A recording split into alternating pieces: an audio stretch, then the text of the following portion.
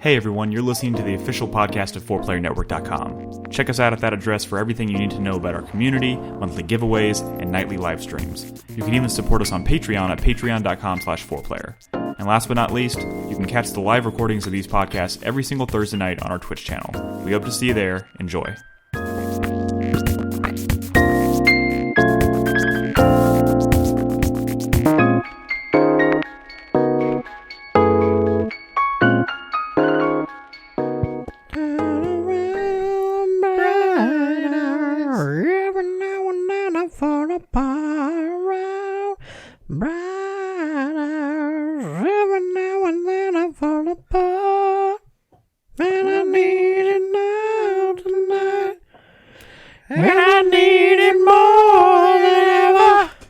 Electronic Arts presents Battlefield 4. Yeah, we do need to do the podcast. It's getting late. All right, let's do it. I'm not going to do feedback tonight because we've done, obviously, two. I will only be making it right because we've never been wrong. Together we can make it to the end of the line. Your love is like a shadow on me all the time. I'm sorry. Go ahead. Hey everyone, welcome to 4Player Podcast. Oh god, we're starting it that way? We're starting with this. Okay. Welcome to 4Player Podcast, episode 629. I am your host, Nick Henderson, and I'm joined this evening by Krispy, Nolan, How's it going, everybody? and Christopher Davis. I gotta figure out where we start that in the video. It's going to be interesting, but Like 2 minutes in. is this our first normal show of Yes. the year? I guess, basically, yes. Okay. All right. Welcome to the first normal episode of 4Player Podcast of the decade. Yes. Yes, correct.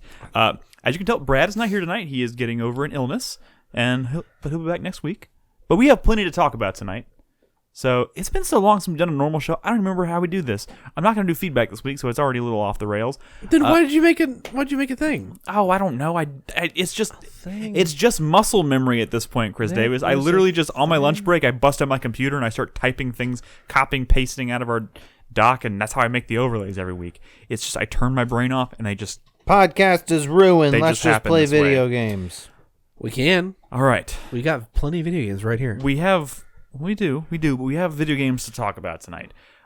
First and foremost, I want to say, please join our Discord if you haven't already. It's discord.gg/4player. It's a great place to hang out and talk with all of us lovely people and all of our lovely community members all the time about video games, movies, all that stuff. And if you're interested in supporting us on Patreon, you can go to patreon.com/4player. I want to mention that voting is now open for the next episode of the Revival Club. And there are 6 games up for voting right now. And there's some actual good games in there. There's always good games on that list. I mean, yeah, but not all of them are. I just usually try and good. mix it up a bit. Shade. I try and mix it up a bit. And everyone always has critiques of my choices when I put these polls up, but it doesn't matter. Justified. This time we're voting between Dark Cloud 2, Star Wars Knights of the Old Republic 2, Half-Life, and I did 2. Half-Life 1. Half-Life TOO. You're gonna talk about Oh, Half-Life. I thought I thought you were talking about what we're talking about on the show tonight. No. This is This is the Revival Club game Gotcha. poll. All right. The original Half-Life, but I did say Black Mesa counts. If you so choose. Count. I know. Despite certain That's people, not Revival Club. I know, but Brad doesn't like that I said that. But to be honest, if that won the Brad poll, can go fuck himself. Yeah, he but hasn't that's played not- Black Mesa. That's If not that- Revival Club. he said it's not in the spirit of the Revival Club. Don't worry, it's not going to win. It's not going to win. I can tell you which 2 are going to. It's down to 2 already. Really, Half-Life Alyx is out in 2 months, and you're saying that's not going to win? It's not going to win. That's very I just tell you, feasible it's that it not won't going to win. I mean, people are voting right now. I can already tell you 2 games are currently tied. Every time I do one of these polls, the community manages to tie them up like real close between 2 every single time. But we also had Sly Cooper and the Thievius Raccoonus, Vanquish, and I feel like I'm forgetting one.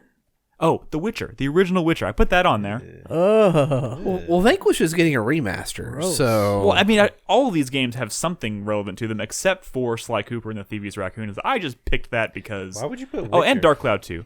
Well, because I don't know, the show came out and everyone's kind of writing But Witcher's not a good. the No, Witcher's it's- dick, but you know, The first one's not good. I know, but that's the only one that like most people have probably not played. I mean, I guess a lot of people have not played the second one. But like you It's the only one that's not beloved. Okay, the first one, I don't know. I looked it up on Metacritic, and like the first one has like really high marks as well. Like I don't know. I don't know. Spoken like someone who's never played it. I've never played it. I have never played it. I will say this: that's another one on the poll based on what's the voting that's happened so far. Dude, I'll say not this. gonna win. I'll say this too. Witcher 3 has really high marks on Metacritic. Don't you fucking say it. It's not a good game. How dare you? Did it happen again, Nolan? What? No. I mean, he's right by you, so you're gonna know before me. The dogs are. I don't know. You have a really keen nose. You are the early warning system here. The dogs keep farting tonight. Just putting that out there. It could derail the podcast. You are the canary in the 4-player coal mine. I guess that's true. Anyways, this podcast. Though, how do you podcast? I don't even know how these things work anymore. We're gonna talk about video games. We're gonna talk about Manifold Garden. We're gonna talk about Journey to the Savage Planet. We're gonna talk about Half-Life 2. Nolan's been saving that for a while because he hasn't had a chance to talk about I it. don't even remember that game. Oh, damn it. I was afraid that was going to happen. It's been so long. Everybody remembers that game. It's a very memorable game. Yeah, you got like a hammer and you're a guy. Well, luckily, you're on the couch with someone Named, who's very familiar with the game. Harold? So, Yes. so hopefully... Some would say that's one of the best games of all time. Some might say that. You're trying to stop the flounders or something, right? Close enough. That's I don't even know what Nolan's talking about at this point. Anyways, let's get to it. Let's just talk about video games. Shall we? Okay. All right. Okay. Where are we gonna go from here? We're gonna start with. We like to start with the newer stuff first. So I'm gonna start with a game. What was my personal game of the show at E3 2019? Journey to the Savage Planet. And sadly, I'm also going to talk about this because it's maybe the one I had the least amount to say about because I played it for about 3 hours last night, and that about covers what I played at E3. I mean, just barely, a little bit more. We only played it for like an hour at E3, but I was barreling through it at E3, and I think they made it so that I could do that fairly easily. Despite the power outage that kind of fucked us over. The power outage did kind of fuck us over at E3, but now that I've actually sunk some time into the actual final game, I spent a lot of my time last night kind of doing the stuff that I'd already kind of seen glimpses of in the original demo. So I don't have too much to add if you remember what I said about it then. But Journey to the Savage Planet is like... That is the wrong game. Thank you. There we go. Thank you. How would I describe this game? It is a first-person... Cool. shooter survival-esque game, but it feels like you're playing like where you're sent to a planet, right? You are sent to a planet Is by this Planet Savage? by the fourth best interstellar, or was it the fourth best interstellar exploration company on the planet. Sends Something you to that effect. something to that effect. Sends you to or sending people to various different planets to find habitable planets for humans to live on. Sure. And you are randomly sent to this planet, and when you get there, you realize you have no fuel to get home, and you are just basically exploring and like researching all of the different components on the planet and stuff like that. And off in the distance, there's some kind of alien relic. Yeah, that's the bit when you There's land. not supposed to be any life on the planet. They picked all these planets because there was So- no sign of habit of them being inhabited at all. But you get there and there's like this giant tower in the middle of the world, And that's your goal. and that's your goal. What's up, Nolan? I was gonna say, so just kind of based on what you're describing to me, it kind of sounds like No Man's Sky, but like No Man Fly. Like, You It's a little bit flying. well, like no, I'm just saying it sounds like Strike you're on a one. planet and Strike it's savage, one, and you Nolan. have to explore it, but you can't You're fly off on the planet. thin ice, mister. Shit on your ice. Oh, don't you do it. I'm trying to figure out how to get out of that comparison you just made, because it is kind of similar to No Man's Sky, I suppose. But like the hook here, so this game is like very funny. It feels kind of like an episode of Futurama, Okay, if that tells you anything about its like maybe. tone. Take the over-the-top corporate marketing of the Outer Worlds and like pump that up and make it for comedic effect. Yeah, every time you go back on your like you go back to your ship to like drop off materials you've collected to. That was a fucking sick burn on Outer Worlds, by the way. That wasn't meant to be a sick burn. It wasn't meant to be a sick burn. You were like, but make it funny. That is true. I mean, I will say this, like, at the end of the day, like, people's reactions to Journey to the Savage Planet, I think, are probably going to be pretty split, because there's either going to be people who thought it was absolutely hilarious and people who found it to be overwhelmingly, like, humorous and probably annoying. Because it's one of those games where, like, every 2 seconds you're coming across something that is just, like, cheeky and funny, and I don't think that's necessarily a bad thing, but, like, there's very, like, every time you scan something, the voice in your head that, like, the AI that, like, talks to you or whatever has something cheeky to say. A lot of the times it's pretty clever and funny, and it works, but it's like every 5 seconds she's saying something. What's going on with the camera? Don't worry about it. It's magic. But the actual, like, the gameplay, the mechanics around it are pretty fucking cool. Like, you are, so, like I said, you're trying to, like, you don't have any fuel to get back. You have, literally nothing. So far, like, you've described it as, like, No Man's Sky, and there's nothing to do. Like, what is your objective? You are literally trying to, I mean, the ultimate goal is to build fuel that will allow you to get off the planet. Gotcha. So but then you realize that there's this giant tower in the middle of the world, and you're the CEO of the company that sent you here is, like, telling you to go and explore that, and then check out that tower. Send back private reports, because that's not supposed to exist. He's like, this is our little secret. So that's kind of the the carrot on the stick right now. But, like, the minute-to-minute stuff. What's in your left hand there? So you're always carrying. You have a weapon in your right hand, and your left hand is used for, like, carrying tools that can be used for. This is actually grob. It's called grob, I think is what it's called, which is just like grob, which is like. Is it grob? I think it's grob.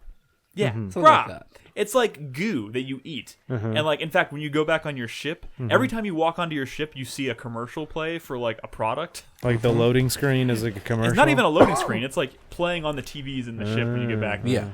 And one of them is for grob, and it's like, it's like remember, like, gack? Sure. But it's edible, and it can mimic. I'm pretty sure gack was edible. Did you eat gack? No, I'm not saying it wasn't something you could buy, but I'm pretty sure they when they sold it, they made sure it wasn't going to kill you. It was safe to eat. Yeah. Yeah, it's like gack, but it can mimic, like, trillions of different kinds of food. Okay. And they list a whole bunch of them, and it's actually pretty funny. Gotcha. But you can use it in the world as bait. So, like, there's a lot of puzzles and stuff that require trying to lure creatures around to do certain things, and sometimes you need to get them in a very specific spot so you can throw the grob into the world, and they'll be attracted to it. Sure. You can also get little, like, things that create, like, bouncy trampolines on the ground of, like, goo, and you can jump on them, they spring you up in the air. So you use the grob to make the bouncy thing? No, you use these little. You can actually cycle using the D-pad between a whole bunch of different ones. I just tend to pick the grob, because you always have to have something in your left hand. It drives me kind of crazy. You always have to have something in your left hand, and that is the most pleasant thing to look at. The other ones, like, there's the little things that create the bouncy trampolines. Sure. He's like, when you equip that, he's like holding it like this, and it's like dangling. And you like some testicles or something. Yeah, it looks kind of like holding a little ball sack. And he's like carrying it around with his gun. That sounds like exactly what I would be looking for to have. I mean, no, it's like, it's funny. Did you ever see me play any of Conan the Barbarian? I know I didn't. Well, Conan the Barbarian, you're naked, and every time you squat, you just see your ball sack hanging there. And so I would just squat all over the place. Well, that's if you, like, grow your ball sack. Well, no, I made the balls as big as I could make them. Of course you did. No, this is more of annoying just because it's distracting on screen when you're walking around, because it's, like, always there. So I equip the grob by default most of the time. I wish you could just equip nothing until you need it in your left hand, but that doesn't seem to be the case. Does grob have like a slogan, like grob life by the can? They do. I mean, they all have. They have dude, something. you're gonna see one. Like, it's always random. So you go in the ship, and I think you'll see it. Is here this in a your second. ship? This is your ship. Yeah. Okay. So, like, the one you're gonna see in a second is, and this is not like a mechanical thing. This is like. Crispy, are you with us? It does sound like you're sleeping. Yeah. Crispy's like 1 foot in the grave tonight. I don't know. I'm with you. This is the commercial. It's for Meat Boy. Meat Boy. Yeah, it's creepy as shit. Oh. Oh no, Meat Buddy. Look at that little meat buddy. It's actually really disgusting. But I don't know if that has any kind of, like, like it has. I haven't come across it, so I don't think all of these have like mechanical equivalents. New Baby Yoda. No, look at this thing. Meat buddy. That is so horrifying. It's like a meat baby. But every single time you get on the ship, shit like that happens, and it's crazy. Interesting. Are you still talking about Grob? No. Sorry, was that what did it? No. Too much talk about Grob. Yeah. Grob. No, but like, so you're exploring the planet. Every time you kill anything or destroy something in the world, you get like elements like carbon, aluminum. And if Yeah. I remember, No, sorry. I thought we were talking about Journey to the Savage Planet, not No Man's Sky. Damn it! I should have seen this. Well, I'm comparison confused. coming. It sounds like you're talking about No Man's Sky. It does share a lot of similarities with No Man's Sky. It's like Oh, No Man's Sky, but Don't funny. let him do this to you. No, it doesn't. What? Wait, so in No Man's Sky you don't collect did carbon No Man's Sky and have aluminum? Did No Man's Sky have skill trees? Yes. Did it? No. Okay. Thank you, Chris. I don't know. I didn't play No Man's Sky after like. Have you played it after the latest update? It might have them. I mean, it very well could.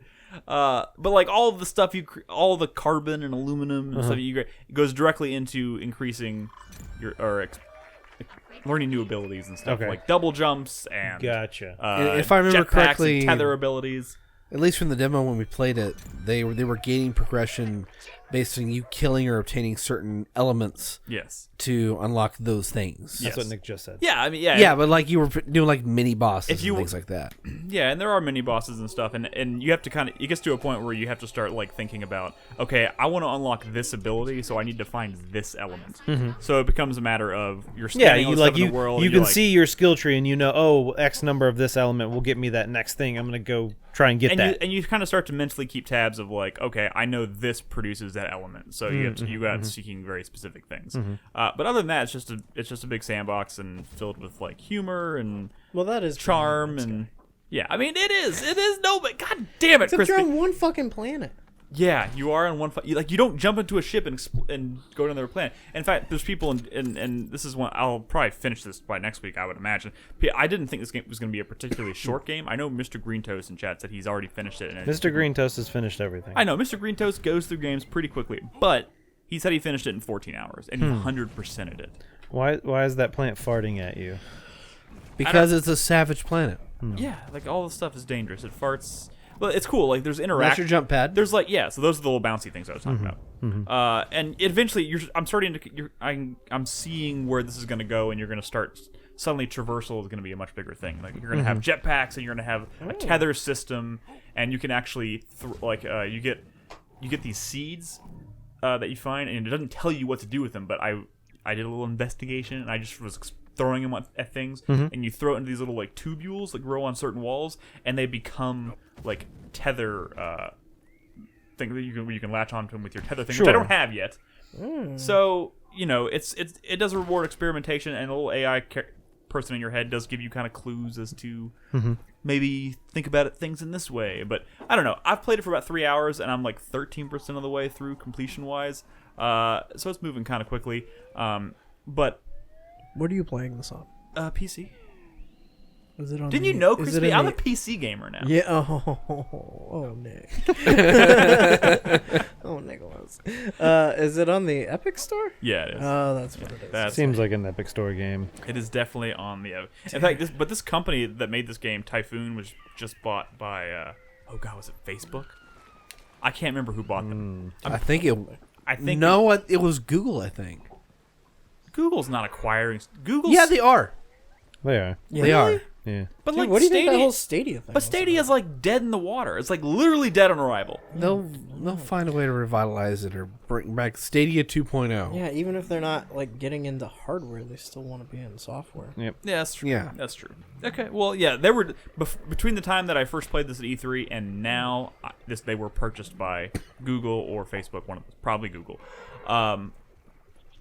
So yeah, I don't know. I'll have more to say about it next week when I've actually played a significant portion of it. Cool. But it seems pretty cool so far. It's a lighthearted affair. It's very casual. I mean, I don't know. Casual sounds like a bad connotation. This is cool. Like so I throw this little bait over here, and this little cute bird is eating it, right? And then I just kick him. I kick him right into this thing, and it eats him. It grinds him up like into like goo, and then Sounds like a fucking chainsaw. yeah, buddy. And unlocks Exactly. an area. yeah. Yep.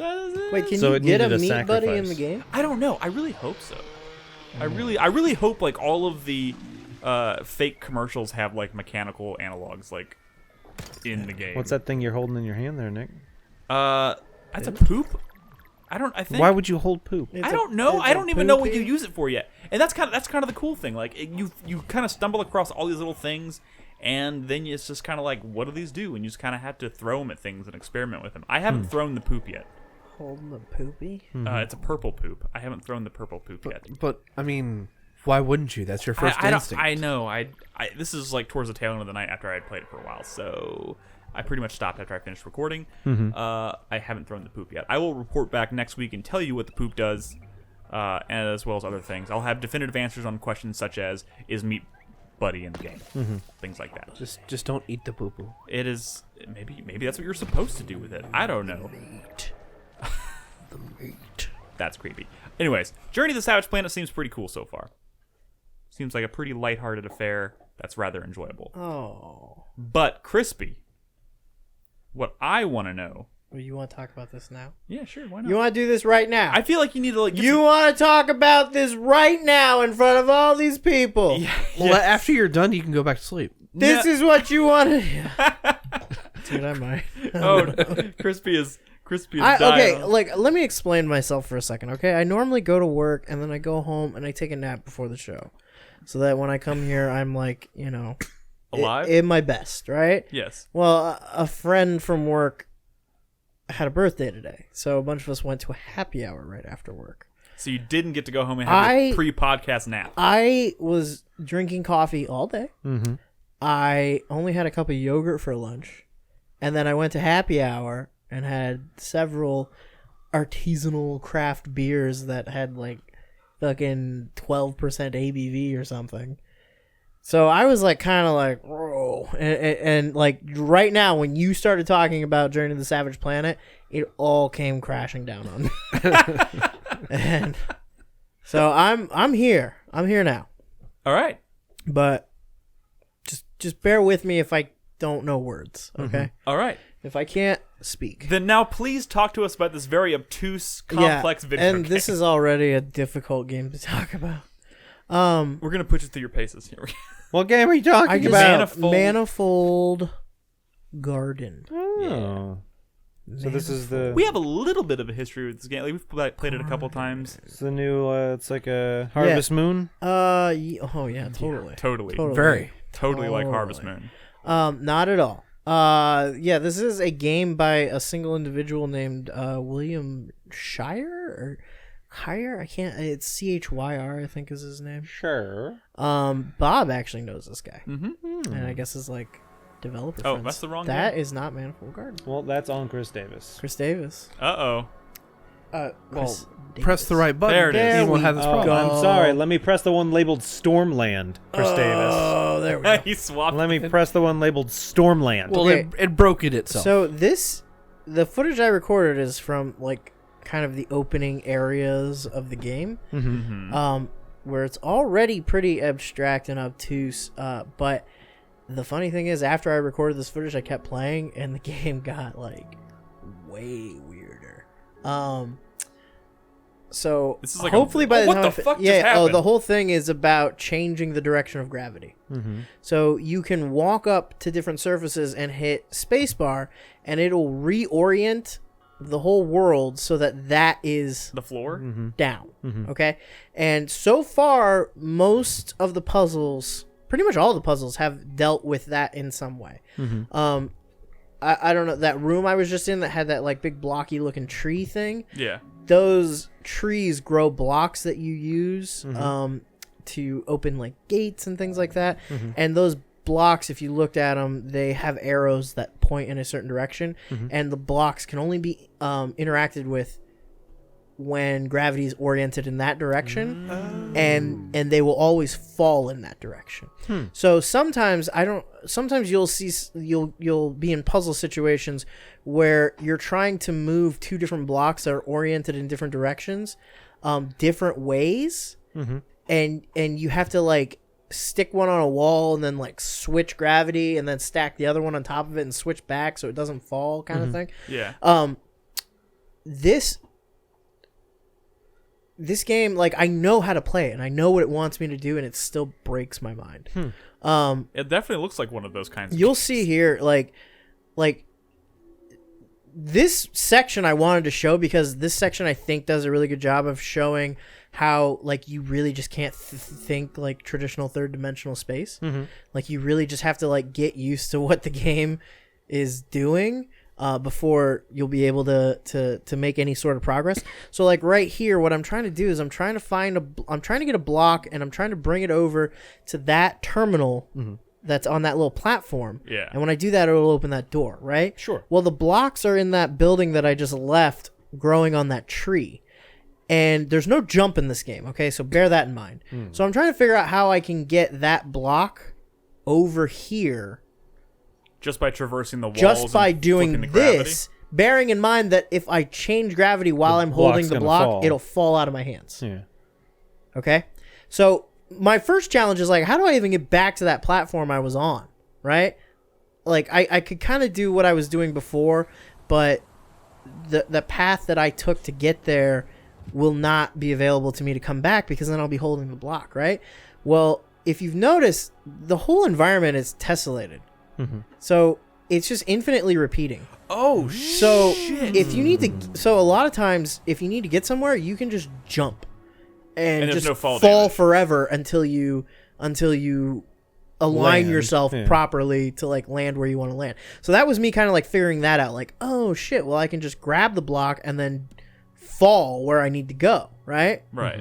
And you'll see here, like I this is me kind of like having my like epiphany Yeah. of like, oh shit, yeah, I can just like fall. I don't know if I have footage of this, but there's another section where like the answer was to do this, basically was to like jump and try to like move myself. Whoa. Yeah, you see that? Nice. That was That's like pretty cool. that was like a nothing but net shot. That Yeah. was Yeah, that's that's pretty beautiful. cool. It's more of a slam dunk. Oh yeah, it is. Actually, I think it is this next room, right? Oh no, it's not this one. It's the one after this. I don't know. But yeah. So like you can't hear the music either, but the music is fucking like crazy.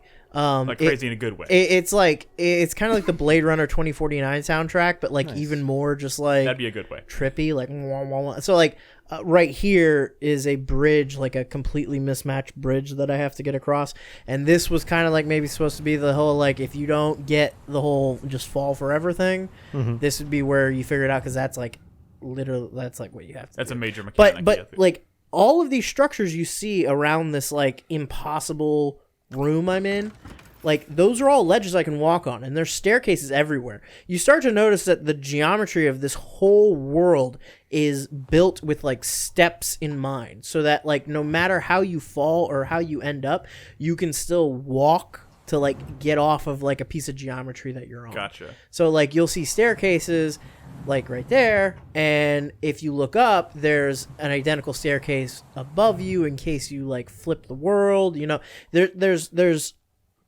there's not an easy way to get completely stuck on this geometry. Yeah. And though- that's what's crazy about it to me, is that like the one guy who made this had to sit and like figure out like how do I design this so that people can mess around with space in such a way that they're not gonna like just break the game. Yeah, Yeah. The thought like something this crazy came out of one person's brain kind of blows my mind. Yeah.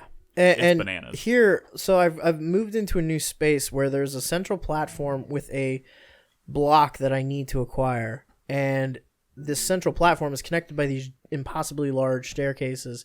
Now, I don't know if you noticed, but I just flipped gravity. I went from walking up the staircase to walking down it.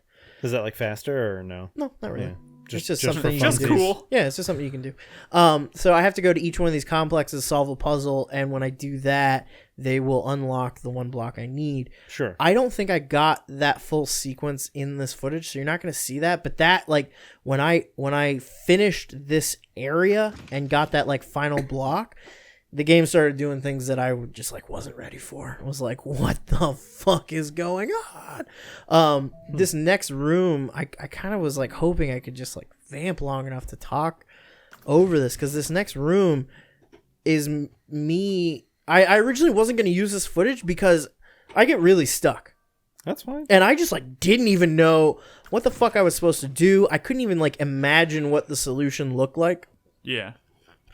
And you kind of watch, if you watch the footage, you watch me like really like break it down and like have a few breakthroughs and like figure it the fuck out. And when I do, it's a really cool feeling. But you can see like these interior spaces, these rooms will often have these trees that are growing those blocks like the ones you saw before, but the trees are on different surfaces. So you're trying to manipulate these blocks in such a way that they can interact with one another, even though the space is not designed to be very accommodating to that. Yeah. And looking at this puzzle now, like the solution seems stupid obvious to me. And I don't know, maybe So when you shift perspectives, it's also changing the colors of the trees. Well, it's just highlighting which one is active. Any of the trees or blocks that are not the active state will go white, and then the one that is active will be whatever color it is. So like even like the floor and stuff will change colors just to try to help orient. That's you. a really cool effect too. It's like a very smooth like transition. Yeah. Like it just And I mean, it's cool. Like it's one thing to be watching footage of like a camera move through this space. It's another thing to be controlling that camera and still like disorient yourself. Sure. You know, Yeah. like still like be like, how did the fuck did I walk into this room? You know, it's fucking crazy. And so like my problem that you're seeing me try to figure out right here is I'm trying to get that yellow block across this gap. Yeah. And, you know, I can't jump. I can't carry it across. And I can't do any of the, like, gravity changing magic to make that work because I can very easily just walk on the wall over to the other side by orienting the wall to be the floor, right? Yeah, but then But I can't take the block with me. And that's, like, what I'm trying to... Like I was, like, fucking going crazy, like, trying to think about this. And eventually I figured out exactly what I needed to do. And I will say, for as like obtuse and abstract and just like weird as all this like spatial reasoning is, the game does a really good job of teaching you how to think not about overwhelming this stuff. you. Yeah, it teaches like they will show is you it almost methods. like Witness-esque? Like kind of slowly teaching you how to like solve and interact with the games and the puzzles. Whatever. Yeah, I don't think anything's quite that granular. Okay. The Witness is really granular. Yeah. But yes, it's or like Portal or the Talos Principle Sure. or something. Like it does a pretty good job of trying to get you in the right headspace. And it never teaches you things by like obviously like with No, some, like, ugly there's pop-up. no It's there's just, no like, it's dialogue. just- There's no pictography. There's no like signage anywhere. It is just this. Like experimentation. what you're and, seeing here is just like what the whole game looks like, except crazier because this like I was so frustrated. I was gonna suggest like, oh, could you stack multiple blocks? Yeah, but I you- see now you can't. Yeah, because if you pick a new block, it just replaces the other one. And then I was just like, what the fuck happens if I put this on top of my head and then try to reorient gravity? And it didn't work. But yeah, there's a lot of crazy shit like that, and it's I've never really played an environmental puzzle game like this one before. The closest one I could think of was like maybe some sections of Superliminal. Mm-hmm. But even this is just kind of like... I remember when so he was this is one of those indie games that has been in development for years. I can remember seeing it at E3, I think like 2015 or 2016. Yeah. I don't remember what it was. Yeah, it was 2015. Yeah.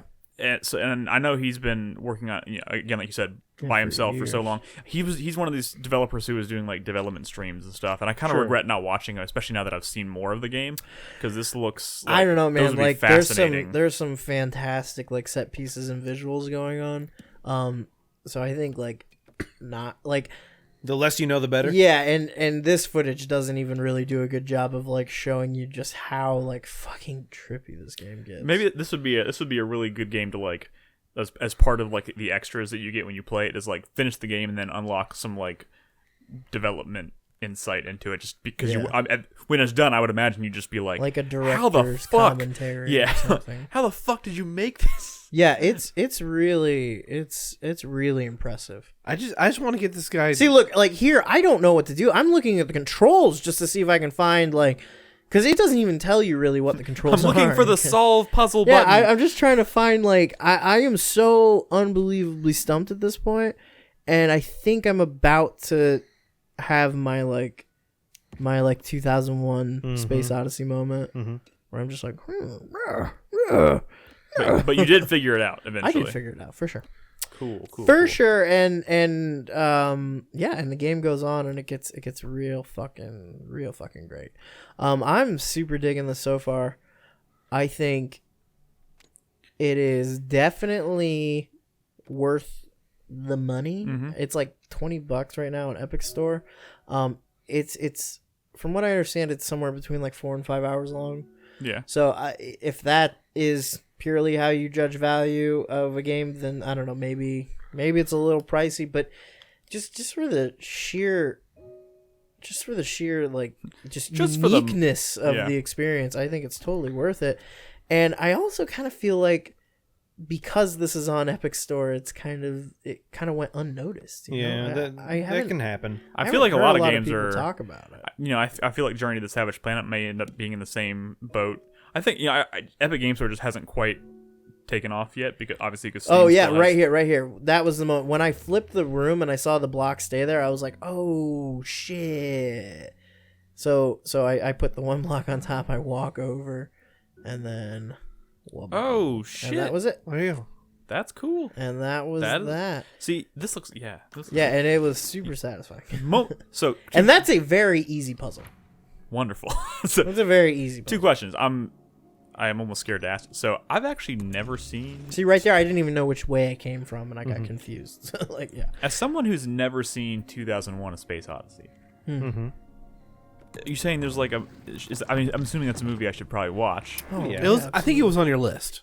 It's not officially on. It's not on the list that I've written down. It's but on the list I gave you. Oh, really? Yeah. Okay. Well, then never mind. I should watch Maybe that. I don't know. Maybe There's I thought it was too much. There's like it's possible. There's like mindfuck moments like that. Well, what I meant by the 2001 moment was The monolith in the at very beginning when the monkeys Mm-hmm. find the monolith and touch it. That's like kind of what advances their intellect, and that's when they start evolving and like learning how to See, use that sounds weapons cool. I and should stuff. watch that movie. I should totally watch Yeah, that. it's a great movie, And I and should you play definitely this. should watch it. But there is not to say that there isn't mindfuck shit in that movie, because you know there's a whole like 20-minute sequence at the end that's just like acid visuals. It's crazy. Yeah. All right. It's a crazy movie. I All love right. that movie. My God, it's full of stars. Yeah, You know what I just thought? How that's the last line of dialogue in the movie, and the movie goes on for another half hour. Wow. Yep. Yeah, it's crazy. That's interesting. It's crazy. You know what would be really crazy? What if this game was playable in VR? How? Dude, that would be so weird, and I would be Throwing up. I would just, into it. I would just want to know what would happen if you got the guy that made this and put him in the room with the guys that made Superliminal. Just have like a game jam with them together. Just see what they can do together as a team. So there's parts like very soon after like the video loop, but very soon after like where I was, there are parts where you're like carrying around hypercubes, like tesseracts. Like you're carrying around like 4th dimensional cubes and shit. Like it's ridiculous. It's so cool. Cool. I want to play this. I really like this game. I really want to play this. This might be one of my favorite games of 2019. All right. Cool. Spoiler. All right. Well, we're gonna shift gears a little bit. Might be. It might be. It could be. Who Could knows? be. Who knows? Maybe I'll play it and then put it on my list because mine's not final yet. Chris Davis. You fuckers. Chris Davis just wants to murder us all. I Nolan, really do. What's up, Nick? are you? We've been waiting weeks to hear you talk about this game. Are you ready? Talk about what? You finally played Half-Life 2. Half-Life what? Half-Life 2. What is that? All right, he's forgotten about it. Let's talk just about move something on. else.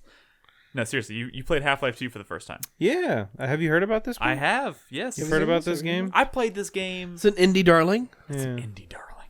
Played this game on the Orange Box. That was my first time playing it. I know it came out before the Orange Box. I mean, this is technically an indie darling. It was indie published. Oh, no. Really? They published it themselves. Uh-oh. Dogs are encroaching. Sorry, dogs. Oh my god, he's so... Get off the couch! These dogs are very. Well, yeah, They did not go to daycare today. They did not, and then Bernadette's not home to kind of wrangle okay. them. It's so okay. Go lay down. Go lay no, down. they're kid. not gonna go lay down. That's never gonna happen. Yeah, Half-Life 2. That's a game that You played all 3 episodes, or you played the main game. the plus main both game in episodes. episode 1 and episode 2. Yeah, so I've completed the story. No cliffhangers or anything. I got No cliffhangers. I got everything there is to know about Half-Life 2 down. I think this footage might be from episode 2. It is. Oh, okay. I know y'all- this. Did y'all? Fucking serious. I know they were doing or there was something I saw on Steam the other day where it was like all the Half-Life games are free, but it's free until like a certain time. Like Until like April 1st. Yeah. How do those work? I mean, do you just you have access to the game, and then is it through Steam? Yeah. and then they take away access. Did you know that the people who made Steam actually made Half-Life? I hate you. I fucking hate you. So yeah, Half-Life 2. How many mods did I use? None. There might be one mod on here that's like a graphics mod, I think. I read some stuff online. The first thing I did when I booted up Half-Life, I was like, this is an old game. Let me go over to Nexus Mods and see what... So the top recommended mod is Alex Naked. Obviously. Really? Oh, yeah. Not surprising. My God, I figured stuff like that would be filtered out of services no. like This that. game No. has titties. And more. At this point, I think you're about nearly halfway through with it's Half-Life. episode 2. Half-Life, Chris Davis. Not halfway, Half-Life. I know. I got the joke. So anyway, I think the only mod I ended up actually using was like a graphics overhaul mod. Yeah. That, like, it makes it look pretty and shit like that, whatever. I see you're not doing the Little Rocket Man. I don't know what that means. What is the little rocket? The Little Rocket Man challenge? I don't know what that means. At the very beginning of episode 2, you go into a shack, and that's where Alex tries to make contact with Resistance, right? Sure. Okay. Underneath a bed frame. Chris, why the fuck would I know this, Chris Is this Davis? like the? Is this, Underneath a bed frame is a garden gnome. oh, this the, If Okay, you yes. take the garden gnome with you throughout the entire thing... Why and would then- I do that on my first playthrough of this game, Chris Davis? Chris Davis does crazy Why things would I like do play that? through Dishonor without. Because it's an achievement, and it's fucking awesome. Wait, Why what would I do happens? that? Why would I want to Wait. ruin my first experience of this game? What happens if you do that? If you do it, you take it all the way to the very end, you take it to the missile, and you put it inside the missile, and it gets launched into orbit. but you get something for doing. And you that? get an achievement. Oh God, This Yeah, was like- 2007. That was enough, Nick. That was enough back then. that was never enough. we were happy to have an achievement. So no, I did not do that because it's my first fucking Yeah, time that is playing something you this do game. on your subsequent runs through. A game, I for did sure. I did the fucking in the original game get through the whatever with only using your portal gun. What was that The gravity gun? Ravenholm or something? Ravenholm, yeah. Yeah, I did that. There That's you good. go. Yeah. There's your fucking achievement. That's not easy. No, it wasn't. It was very hard. Wait, were you doing that specifically because you knew there was an achievement? for it? Someone said something about it, and they're like, "Oh, get through this section with just," and I was like, "Sure, fuck it, why not?" And so anyway, Half-Life 2 is a video game. It is. You play Gordon Ramsay, and you are Raw.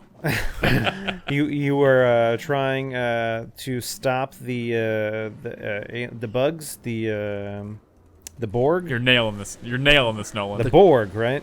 The Combine? Yes, you're combining with Alex. The kombucha.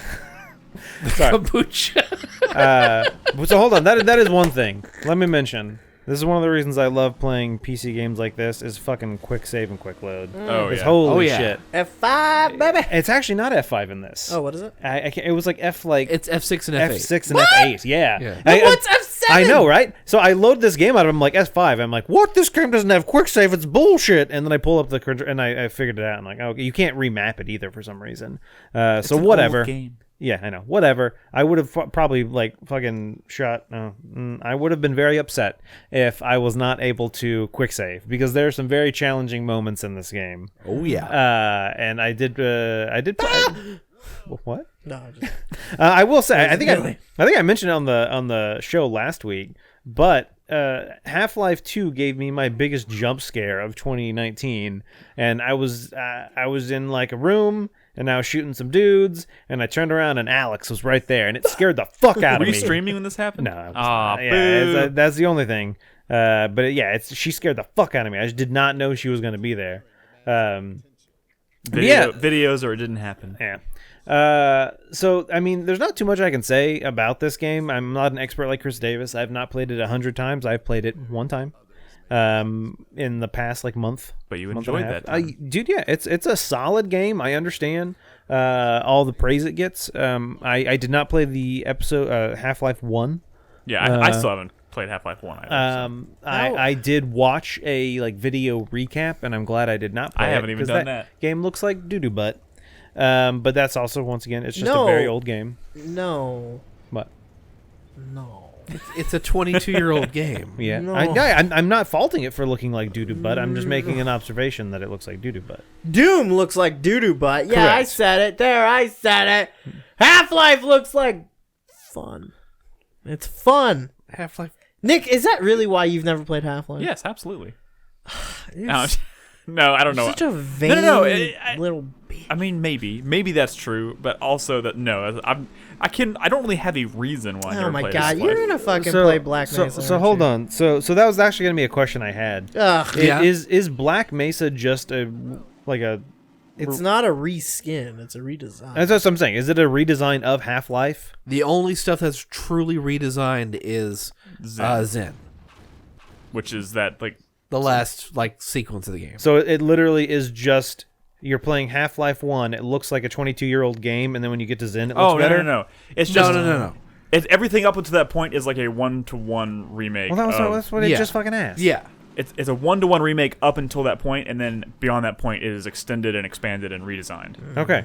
But it's Because all the better in visuals. Half-Life 2, they often Alex's dad, Jacob Johnson, Joseph Jameson, Jerry. I'm waiting for. It's JoJo. JoJo's Bizarre Alex Adventures. Isaiah.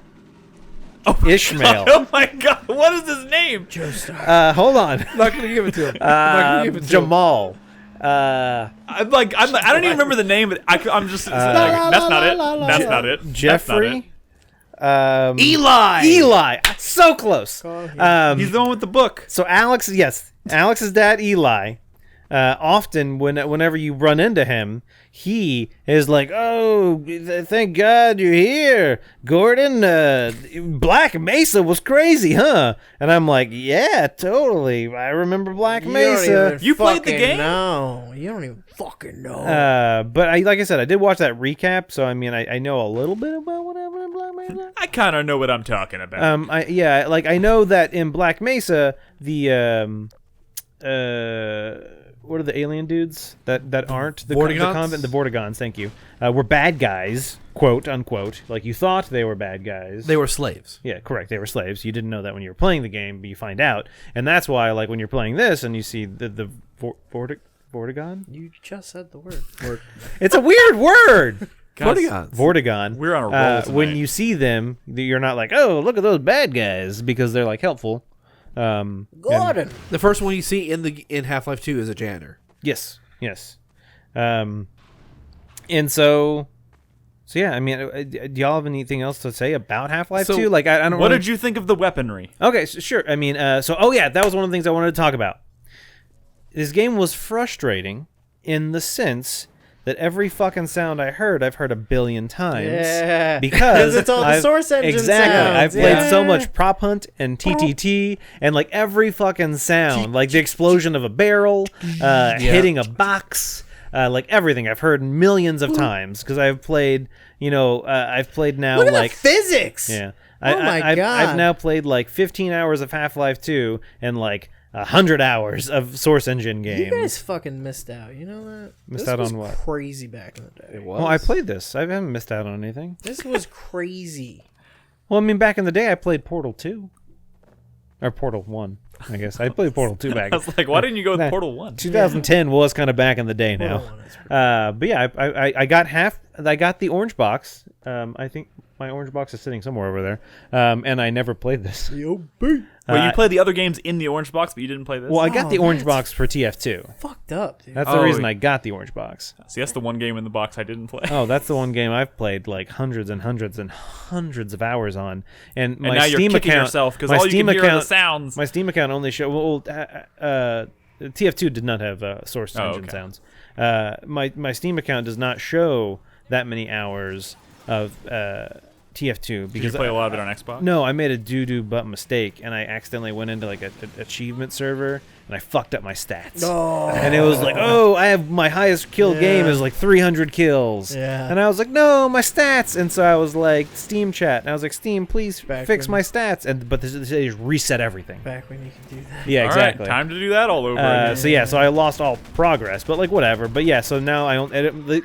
Steam only shows me having played like, I don't know, like 150 hours of TF2, and it's probably closer to like 300, 400 hours. I played a lot of TF2 back in the day. So this is your first encounter or fight with the hunters. Correct. This is the first time I've ever seen the hunters, and I'm like, what the fuck are these guys? And they're like jumping around, and they're mini striders basically. Yeah. But yeah, so I'm playing on, I want to say on normal. I don't think I'm on hard. I think I'm on normal. And they take a lot of damage, these guys do. So there's actually a pretty easy way to take them down.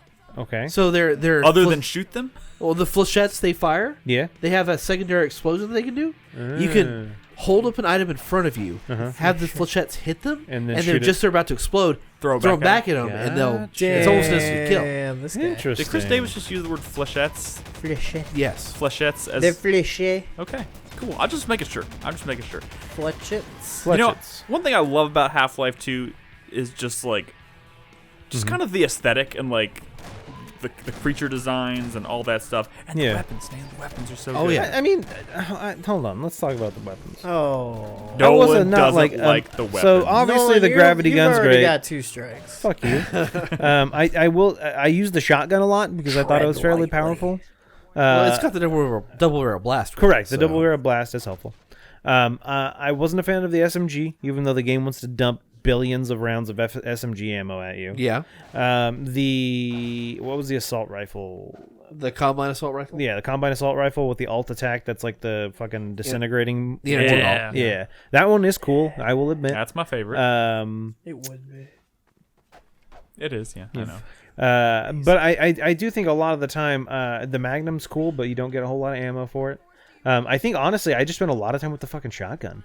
I would say it's a good shotgun. I would, unless an enemy was like 1,000 miles away from me, I was pretty much using the shotgun. Enemies are dumb in this game. I would often, when you enter like a compound and there's like 1,000 dudes, I would just go hide in a doorway and just crouch, and they would open the door, and I'd hit him with a shotgun and close the door, and then the next guy would come in. Not the smartest. And I would proceed to do that until they were all dead. Hopefully, Well, it was also 2007 AI. I'm sure. Correct. You didn't talk about the gravity gun. So no, and that was one of the things I was saying. Is the gravity gun is great. It is nothing new. I've played with the gravity gun plenty. It is. See, this is what it is very nice to be able to just pick something up and shoot it at dudes. I mean, especially rebar. Well, yeah, I will say, Or I will say when you're in. Where's the place you go? The tower, The Citadel. the Citadel, and you get the upgrade for your gravity gun. I don't know if that's right, but it sounds right. And you're just like a dude's running up to you, and you're like, nope, and you just like suck him up, and he's like, "Wah!" And he just like kind of like dies, and you just shoot him at another dude. That whole section is cool. And then you start episode 2 or episode 1. And they're like, hey, gravity gun's back to normal. And you're like, fuck this game. It's like, why would you tell me that? I don't want that. It's like, why would you do that? And then later on in episode 1, they're like, hey, gravity gun's better again. It's like, sweet. Oh, yeah, green goddamn, the crossbow. The crossbow is good. Crossbow. But it's just one of those things where it's, just essentially shooting like a rebar at someone. Yeah. It was cool and all. It's just, I don't feel like I got enough ammo for it. But that was like the only way you could snipe, which was a frustrating thing because I'm used to obviously not 2007 games. So every time I'm thinking about sniping, I'm like, oh, right click. And it's like, nope, I just sent like a fucking grenade out of my like SMG or the energy ball out of the combine assault rifle. So at several points in episode 1, you'll see Dr. Kleiner. He'll be on a display and he'll be talking. Yeah. He's got it's a 17-minute just loop of him talking over and over again to citizens. if you actually sit down and listen to it, No. it's fucking hilarious. I'm sure it is. It basically starts like, he's trying to get people to evacuate, and then he's eventually talking about like the suppression field's down. Now is an excellent time for procreation. Oh god. Nice. So he's just He's trying like, to I get everybody concur. to fuck. I concur. Excellent. No, let's talk about the elephant in the room though. What's that? I saw the tweet. Which tweet is he talking about? The tweet where What is this tweet? The tweet that Nolan put out. He goes, "I just finished Half-Life 2, and now I get it. Now I get why everybody was upset, or why this is such a big deal. Yeah. Because you got to the end of episode 2. Yeah. What did you? happened? I mean, There's not a cliffhanger. They give you all the information you need to know when the episode ends. It's a very well-rounded story with a good ending, and no cliffhangers here. Dr. Magnuson got his meal. Why don't He was very you- happy. Why don't you tell us what happens? Oh, I'm not going to spoil the game for people. Yeah, oh, don't spoil it's a it. fucking 12-year-old game, guys. It's a special game. Yes, there is a slight cliffhanger at the end of episode 2. And so now that you've seen it, and we know Half-Life Alyx is coming, do you just think in your heart of hearts, Nolan, do you think they're going to address that in Half-Life Alyx? I don't think they will. I think they're going to be motherfuckers. We have a no from Nolan. I think Half-Life Alyx is going to be a prequel. I mean, or maybe take place between Half-Life 1 and Half-Life 2. My theory. You're saying all the things that are correct. My Is theory. it like official correct or? Yeah, it's set between Half-Life 1 I and literally 2, know but nothing about Half-Life Alyx except for it's about Alyx and It's it's set a VR during the game. construction of the Citadel. Gotcha. But here's the thing. I think they're obviously not telling us everything. My theory is that it's going to be jumping back and forth. And it's going to be like primarily take place gameplay wise as a prequel. But So there's that- going to be flashes. I will address- honestly, I don't think by the end of I don't think you're going to have left Midgar. So what they have specifically I see what you said did there. is that everyone should play through episode 2 before they start Alex. See, that sounds like they're going to address it. Well, fuck yeah, let them address it. I mean, no, I do it. I'm not saying they shouldn't. I'm saying this is their chance. This is their one chance to give people But some is- closure. Is that no, what, it's not their one chance. is that what they're going to do? Are they just going to give closure to Half-Life 2 episode 2 and then call it a day? Well, I mean, here's the thing. Like, it's No episode 3, I'm not we're saying just gonna- I'm not saying if I want Half-Life as a series Half-Life to 3. end. I'm saying that like just in case it doesn't, or in case Half-Life Alyx is the last taste of Half-Life we get for another 12 years, this is their chance to say, hey, we know the waits between these games are long. Here is a conclusion to something that you've been waiting for 12 years. Also, we had the conversation about it when they first announced it. That's also going to be really shitty to the people who may not have access to play the game, if that is the case. They're going to eventually put out a full-on numbered Half-Life. So Chris Davis thinks. I know. He has inside sources. Let me just put it this way. NPD numbers came out recently for the Valve Index, how well it sold. Because of Alex alone, they sold 150,000 headsets. Sure, that's fine and dandy, but They're sold out through March. sure, that's all fine and dandy, but like that to me tells me that if they do make a numbered Half-Life game, it's going to be another VR game, This which is- is still it's- going to be inaccessible to most people. You're not hearing me, though. Of course, Because they sold 150,000 $1,000 headsets for a fucking VR game. sure. That tells you that your audience is fucking frothing at the mouth for more content. Well, sure, but they've been frothing at the mouth for 12 years. Like, what are you talking about? Of course they have. What are you talking about? This game sold like gangbusters. The Orange Box sold like gangbusters. Like, they've known that people have wanted Half-Life for 12 years. They're No, just not they've getting around to it. known, but they've been scared to do it. Well, that's not a good sign at all. Well, how? Look, That's a know whole- how that's a Half-Life whole 2 nother episode discussion. 2 ends. How do you even start to approach that as Well, a person? that's not our problem. That is, but that's their problem. Exactly. That's not our problem. I don't care about that. If they were too scared to follow it up, they you shouldn't have should done absolutely care about that. it. No, dude. If they were too scared to follow it up, they shouldn't have done it. Period. Am I alone in this? No, I agree. Yeah.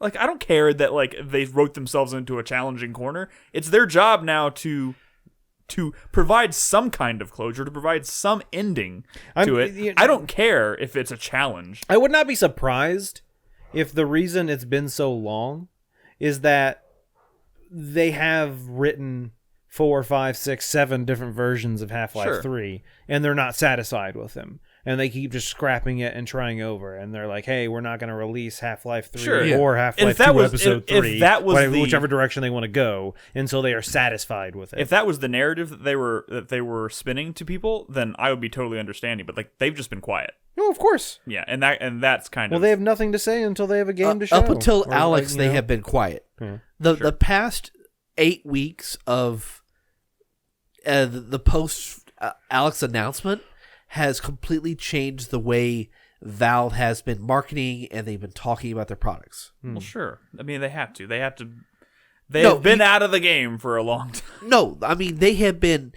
Previously, they're fucking dead silent about talking about stuff. Their marketing has amped up to an 18. And I'm not talking about just Alex. They're talking about CSGO. They're coming out and talking about TF2. I know. I mean, I'm not like...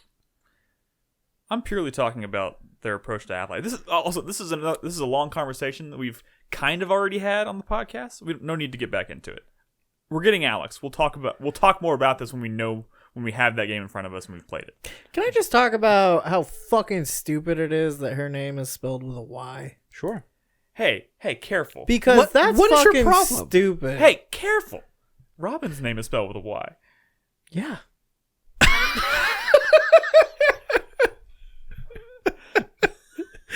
Bookmark the time index here. How dare you?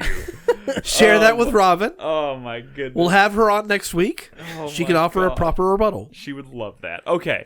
Did you do the neighborhood In her watch defense, challenge? she didn't choose that. What?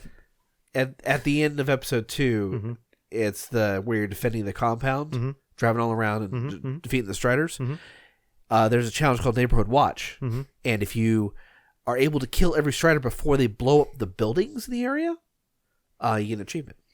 I like how he always builds it up, then it ends with You get an achievement. Yeah. Maybe. I mean, I can look and see if I have that achievement. I did definitely destroy all of the Striders in fairly good form.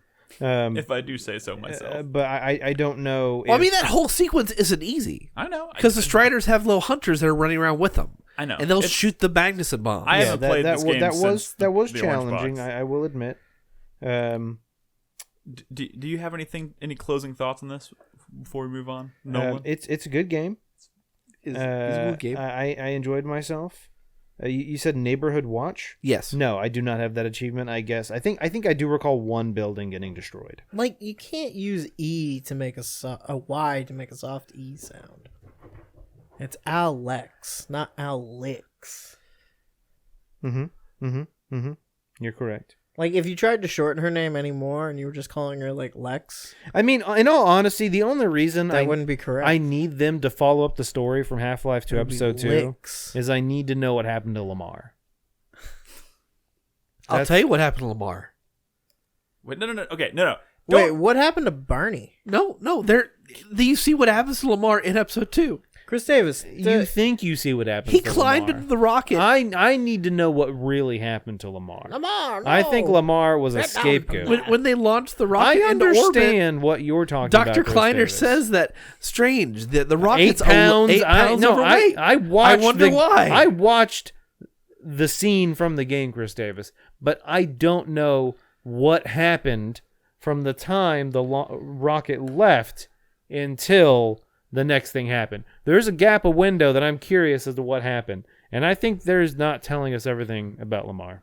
All right. Well, maybe you'll get Half-Life Lamar after the Half-Life Alex. You think Lamar is being evasive? Oh my goodness. Yeah, All right. I mean that's Half-Life 2. All It's right. a game. I played Cool. it. It's a cool game. I have one more game to talk about before we take a break. And I've been itching to talk about this. So I got my Oculus Rift. Oh yeah. Got my Oculus Rift S. So you have the same as me, I do. and you enjoy it. I do. You like to having painting the room around Yeah, it's you, cool. and you It's can really cool. You can bring yourself out of it and see what's going on. I love not having to worry about external cameras. Yeah, Absolutely love it. yep, it's Um, handy. I picked up a few games. I've only really played one so far. That's the one I'm talking about. I'm talking about Stormland, and this is actually an Oculus Rift exclusive. It's one of those. Actually, it's funny. I picked up the Rift without even thinking about the fact that now I can play Stormland because I've been wanting to play it for a while, but I kept thinking to myself, well, I can't play it. It's a fucking Rift exclusive. Yep. And then I just ended up getting a Rift, and now here I am. It's an Insomniac game. You know, the guys that recently made Spider-Man. Oh yeah, those guys. Yep. It is a first-person. You play an android living on a planet. I don't have all the context yet in the story because it's kind of building up to that, but you get the sense that humans have built these androids and they're put them on this planet to farm resources and stuff, and they live kind of independent of humans. And suddenly this community of androids is attacked by these creatures known as the temp, or I guess they're also robots, or whatever. They're called the Tempest, and you're trying to kind of unfurl that mystery there and figure out why the Tempest are attacking them and all stuff. And I played like 3 or 4 hours of it at this point, but this is my first real, I guess, experience diving into the Oculus. Sure. And I fucking love this game. It's another one of those like VR experiences that's kind of just like mind blowing, where it kind of just like breaks, like kind of just changes the way I think about the way you interact in video games. And Sure. maybe it's been a while because I didn't really touch anything in VR in 2019, so it's been like a whole year since I've played something in VR. But I'm having kind of those feelings again, right? Yeah. But what I love about this game, I mean, like I said, you're an android, so everything is framed around this idea of you being robotic. Sure. And everything that you do in this game is super tactile. And so this visor that you're seeing me pull up is for like scanning objects, and you actually get experience points and stuff when you scan objects, which you can use to upgrade.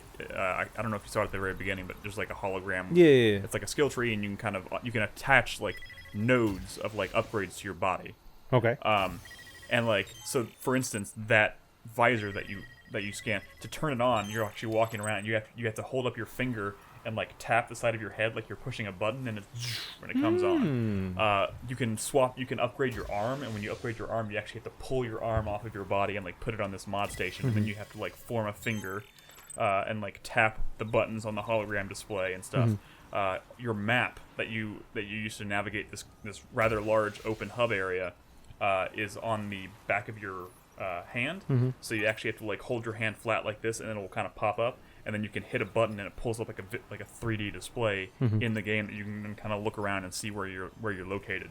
I am very impressed with what, and I'm sure Index is probably the same, and I'm sure the Vive is the same. I don't know. My only real experience is with the Rift S. Yeah. That even though,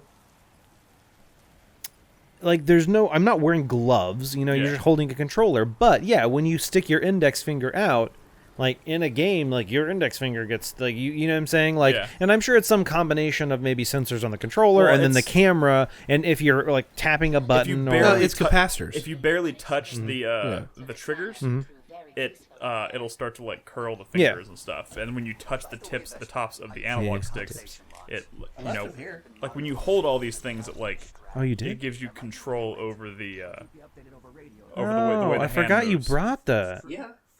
We should. I want to hold that in a second. During the break. During the break. But focus. Let me get through this first, and then I'll mess around with this. This is pretty cool. This is very different than what I have. Very nice. Oh, it's kind of nice. But anyways, so what I really wasn't expecting from this game is kind of how open it is and how vertical it is. This game is basically like it combines. It reminds me of like the things I love about Binary Domain, which is primarily like shooting robots and getting that very like visceral, just like seeing all like the bolts and pieces and shit flying off, because all the enemies in this game are also robots. But it also has like a lot of platforming. It's a very vertical game, and I'm not sure. I think I do it here in a second, but you eventually get these upgrades on the palms of your hand that allow you to like traverse walls. But you hold onto the wall, and then you pull yourself up, and it shoots you up in the air, and then you grab yourself again, and you can like scale like huge vertical spaces. So that's kind of what I was saying when I was talking a couple of weeks ago about Chris Davis. What was that game? the shooting game Boneworks? What? Boneworks? Boneworks, yeah. Thank you. That was kind of physically like that as well, and that you were having to like grab objects and like kind of move them with your arms, like grab onto them and like move them and stuff. And It's such a cool feeling, especially in VR. But like even things like, so you have like a jetpack kind of. So when you jump off of a cliff and you control the speed and like your speed and your the direction your you're yaw? floating. Your yaw by holding out your hands. So like you see me like doing this, I'm controlling myself by like turning my hands like this, and if you pull your hands back towards your body, it slows you down. You think that's how the Iron Man game's gonna be? I mean, maybe it kind of gives you that feeling. Like I went to the very top of this like giant tower, jumped off, and was holding my arms out, and I was just kind of gliding across this huge open space. Are you sitting while you're playing this? No, I'm standing. I tried. There is a setting for sitting down. The problem is, if it wasn't for this, I would play it sitting down because it's very comfortable. But you actually have holsters on both sides of you, so you can actually put your guns down here.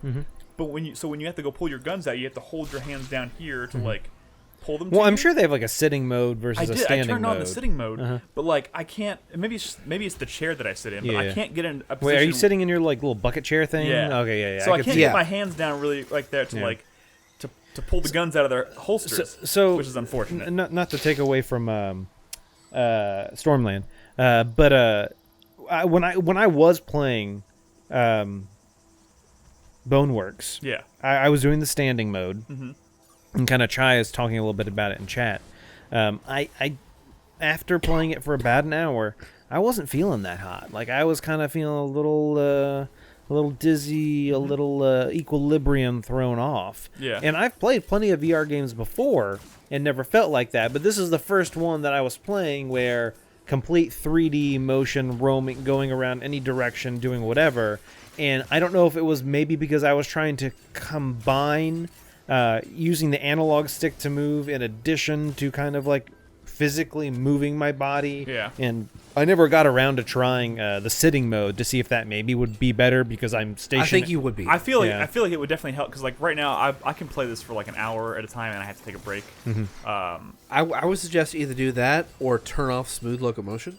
Oh yeah, that is. I didn't know that. What is that? So There's a smooth locomotion is what he's doing right now. With he's just walking around the environment with the analog stick. Well, it's actually I just push forward the analog stick and I move in the direction that my head looks. Exactly. Yeah.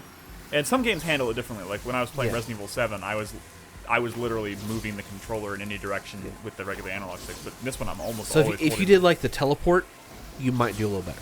My problem is I can't stand the teleport just because I feel like it pulled it just every time I have to move it just No, I pulls agree, me out of yeah. the experience. Yeah. So when I try these games, the first thing I try is to see how the smooth motion works, and if it's doable, then it's doable. Well, I'll give it we're- another try. In Skyliners in chat talking about playing Astrobot. I probably played a good 3 hours of Astrobot in one go. Yeah. It's not that like VR itself. Like I've played through Super Hot VR in one sitting. Like those don't do it to me. And I think it was just the kind of like moving around. I don't know. I'll give it another try. For how like much is going on in this game, like in terms of like think of it this way: I'm standing up playing this game, and I'm walking up to walls, and I'm like flying up these walls and jumping off of. Like I'm literally looking down. I feel there's like 100-foot drop, and I'm jumping down. And there's like been 2 moments where I had to kind of like stop myself for a second and be like, whoa. But for the most part, I've been handling it pretty well. Because if you actually do try and turn the camera other than using your head, it does that. I saw that. Yeah. Kind of close in, and that's specifically to make sure you don't get sick. So maybe that, because Boneworks does not do that. Boneworks just kind of does whatever. Boneworks also has very limited HUD though. Yeah, that's true too. So that I think that might contribute to it as well. Maybe. So real quick, so there's some combat going on in this shot, and I'm kind of sloppy right now because that's the first time I'm playing in a couple days. But like, it's kind of amazing how how fast paced and frenetic the combat is, because like I said, you can have 2 different guns equipped to your holsters, and it's just a really awesome thing to like reach down, and you only have to be like a foot away from it, and you can like hold the trigger and it like sucks it into your hand. So I can literally be walking around and you can have 2 guns armed and like be aiming in different directions and shooting in all different ways. You can put one gun back on your hip and then use your other arm to pull up like a shield and stuff. So like, and you're doing all this like super fast and super snappy, and it feels really nice. Yeah. Although sometimes so much is going on and it gets so fast paced that it kind of gets hard, like I start to like You get forget. flustered, and I get you're flustered, like, yeah, oh god, yeah. what am I doing? But like one of the cool things though, like so you can pull and you can kind of shoot from the hip where you're just kind of aiming with these like because a lot of them are like submachine guns, but like they have 2 grips on them, so you can take your other hand and hold the grip, and I'm literally sitting here with both controllers like aiming down the sights and like shooting around, which is. Well, that's how really cool how feeling. Boneworks does it, because it is extremely realistic gunplay and stuff. Yeah. And so Yeah. you're definitely having to like I tried in the tutorial that you go to a couple different gun ranges and they have you try out a bunch of different guns. Yeah. And maybe I'll try and capture some footage and talk about that because we've talked about Boneworks on Not the yet, show no. really. Besides, I think I mentioned it once I've in had a passing. few people recommend trying. Well, as soon as I get my prescription lenses in, I can try. So maybe between now and next week, I'll try and play Have you some. not touched your Vive since you got the my index? No. index? But yeah, so they take you to a shooting range and they're like, oh, shoot these guns, and I have like an assault rifle with a sight, and I'm shooting and I'm missing completely, Yeah. and then all of a sudden I hold it as if I was actually looking down the sights of the gun, and I'm hitting every shot because clearly I was off by just a slight amount, and it's realistic. There's been times where I'm kind of like. I think I'm aiming at something, and I realize I'm just off by a hair. I'm like unloading entire clips and being like, "Oh fuck, I just wasted all that ammo." Yeah. But at the end of the day, like combat in this game feels incredibly good. The game looks beautiful. It's way more open than I was expecting. What platform is this on? This is Oculus Rift. I know that. So the Rift Store. It's Rift Store. It's, Gotcha, It's gotcha. exclusive to the Rift. And I actually really like the characters too. Like you're trying to track down this one android named. I can't remember her name. It starts with a V. And now all I want to say is Vive, but that's not it. Vesper. Vinny. Vesper. You're trying to track this one android named Vesper, and she's kind of taking a liking to like plant life, and all the other androids don't really understand her. They're like, "Why are you messing with these plants?" But like she put this one plant like in her chest piece, and it kind of like grew around her and stuff, and she like becomes like really passive, and she's like doesn't want to shoot guns and stuff. So she's like a really passive android. And I don't know, like, they have a lot of personality to them, and I'm really interested to kind of see where the story goes. And dude, it's just You seem to be really enjoying like the aspect of like breaking weapons and items. And it's stuff so like cool that. when to actually like get ammo. You can like walk up to, you can grab guns from enemies. Like I said, you just hold up your arm and it like sucks it into your hand, and you actually have to grab the back of the gun and like pull and just like break the gun apart, and then just like. So you can like break it apart and then throw it away. It's all like it's super tactile. See, man. if It's you so really cool. like that, you should play Robo Recall. Okay. The whole idea is that you're tearing down robots. It's very tactile. One thing, but if Binary Domain taught me one thing, it's tearing apart robots is so much fun. Yeah. So It's very satisfying. I'm looking forward to finishing this. I also picked up Asgard's Wrath off Brad's recommendation. Haven't tried it yet. Gonna do that.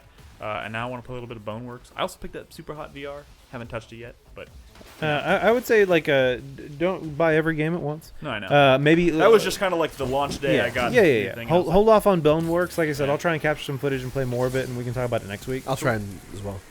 When do you get your prescription lenses? They've shipped. They're in the States now. Soon then. All right. Well, that's all I have to say about Stormland. It's pretty fucking cool. If you happen to have an Oculus, try it out. It's pretty cool. Found out that the Medal of Honor game is exclusive to Oculus, so I was very upset. Stormland was another reason why I was like, I kept forgetting that it existed, and then I was like trying to decide which headset to go with, and I was like, well, if I go with Oculus, I can finally play that damn Insomniac game. So here we are. Anyways, let's take a break. When we come back, we don't have a ton of news, so we'll shoot through those, and then we'll do some questions from our supporters and wrap up the 4-player minute. So if you're watching us live, don't go anywhere. We'll be back after this short break.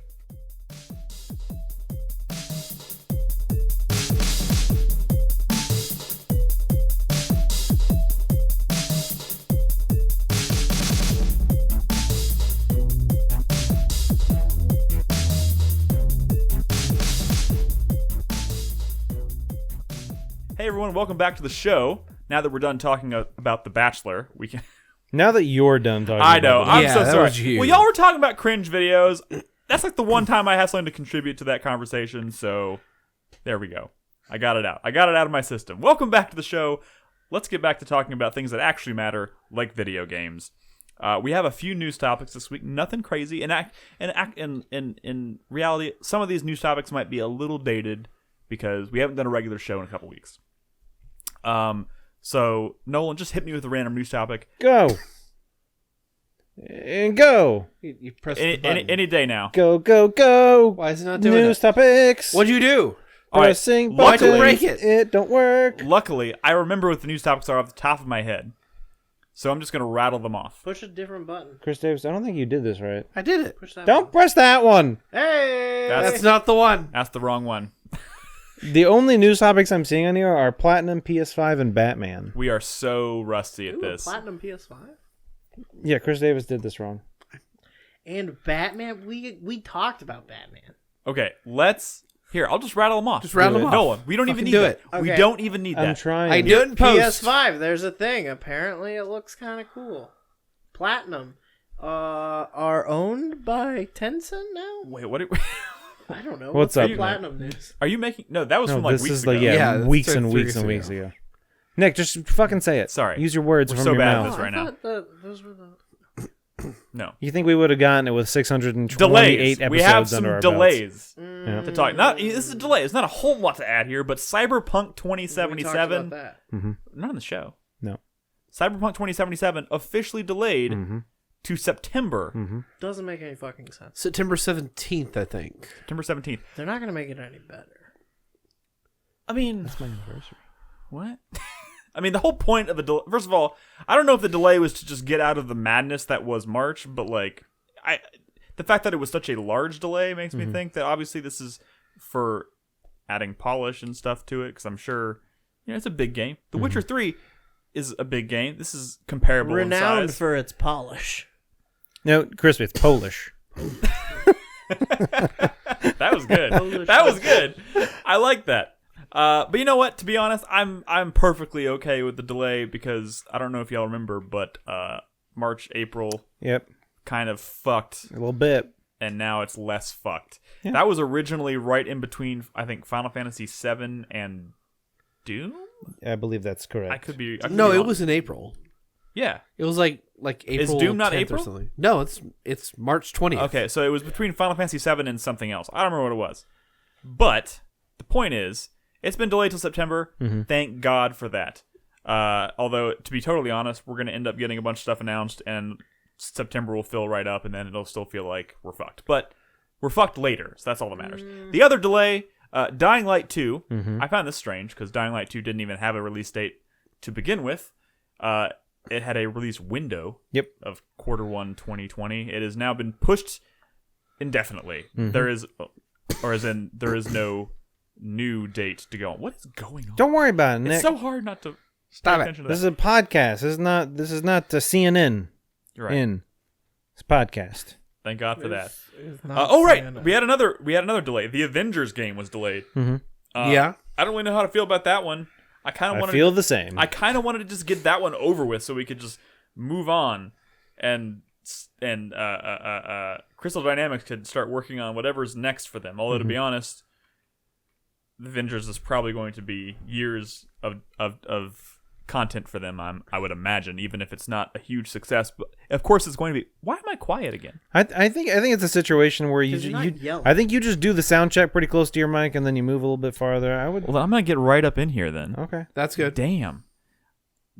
I'm not usually having this much trouble with the mic, but okay.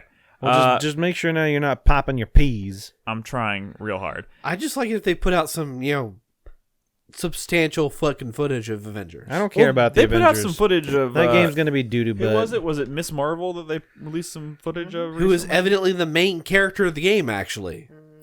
Well, she's Well, she's one of the main characters. You swap back and Yeah, forth. Who's the main there's character? multiple main No, characters. they said, she's the main reason all the characters come together. Okay, well that doesn't make her the main character. That makes her the driving force of the Avengers assembling.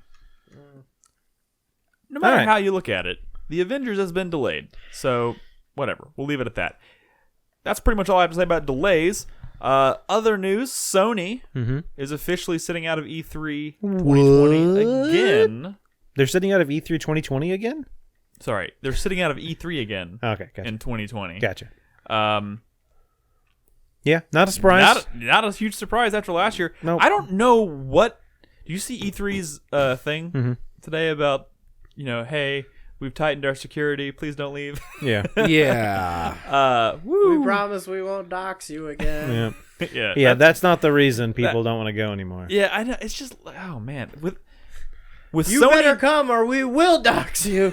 Sony not being there again. I mean, what are they doing? Like, we thought last year, like it was because they were going to announce like their own thing, right? Yeah. And that didn't happen Nope. last year. No. I mean, I don't know if we can keep saying that, and if it's not going to actually happen. I mean, they have to do something soon because they have to officially announce the PlayStation 5. I mean, so they can do their own thing. Yeah. I mean, they'll do an experience or they'll do something. It doesn't have to be some grand event. It could be, They'll probably do something late May, early June. yeah. I mean, the important thing is, like, they don't need. I mean, honestly, they could just do their own thing and time it right alongside E3 when hype is at its peak. They absolutely can. And I wouldn't be surprised at all if that's what they do.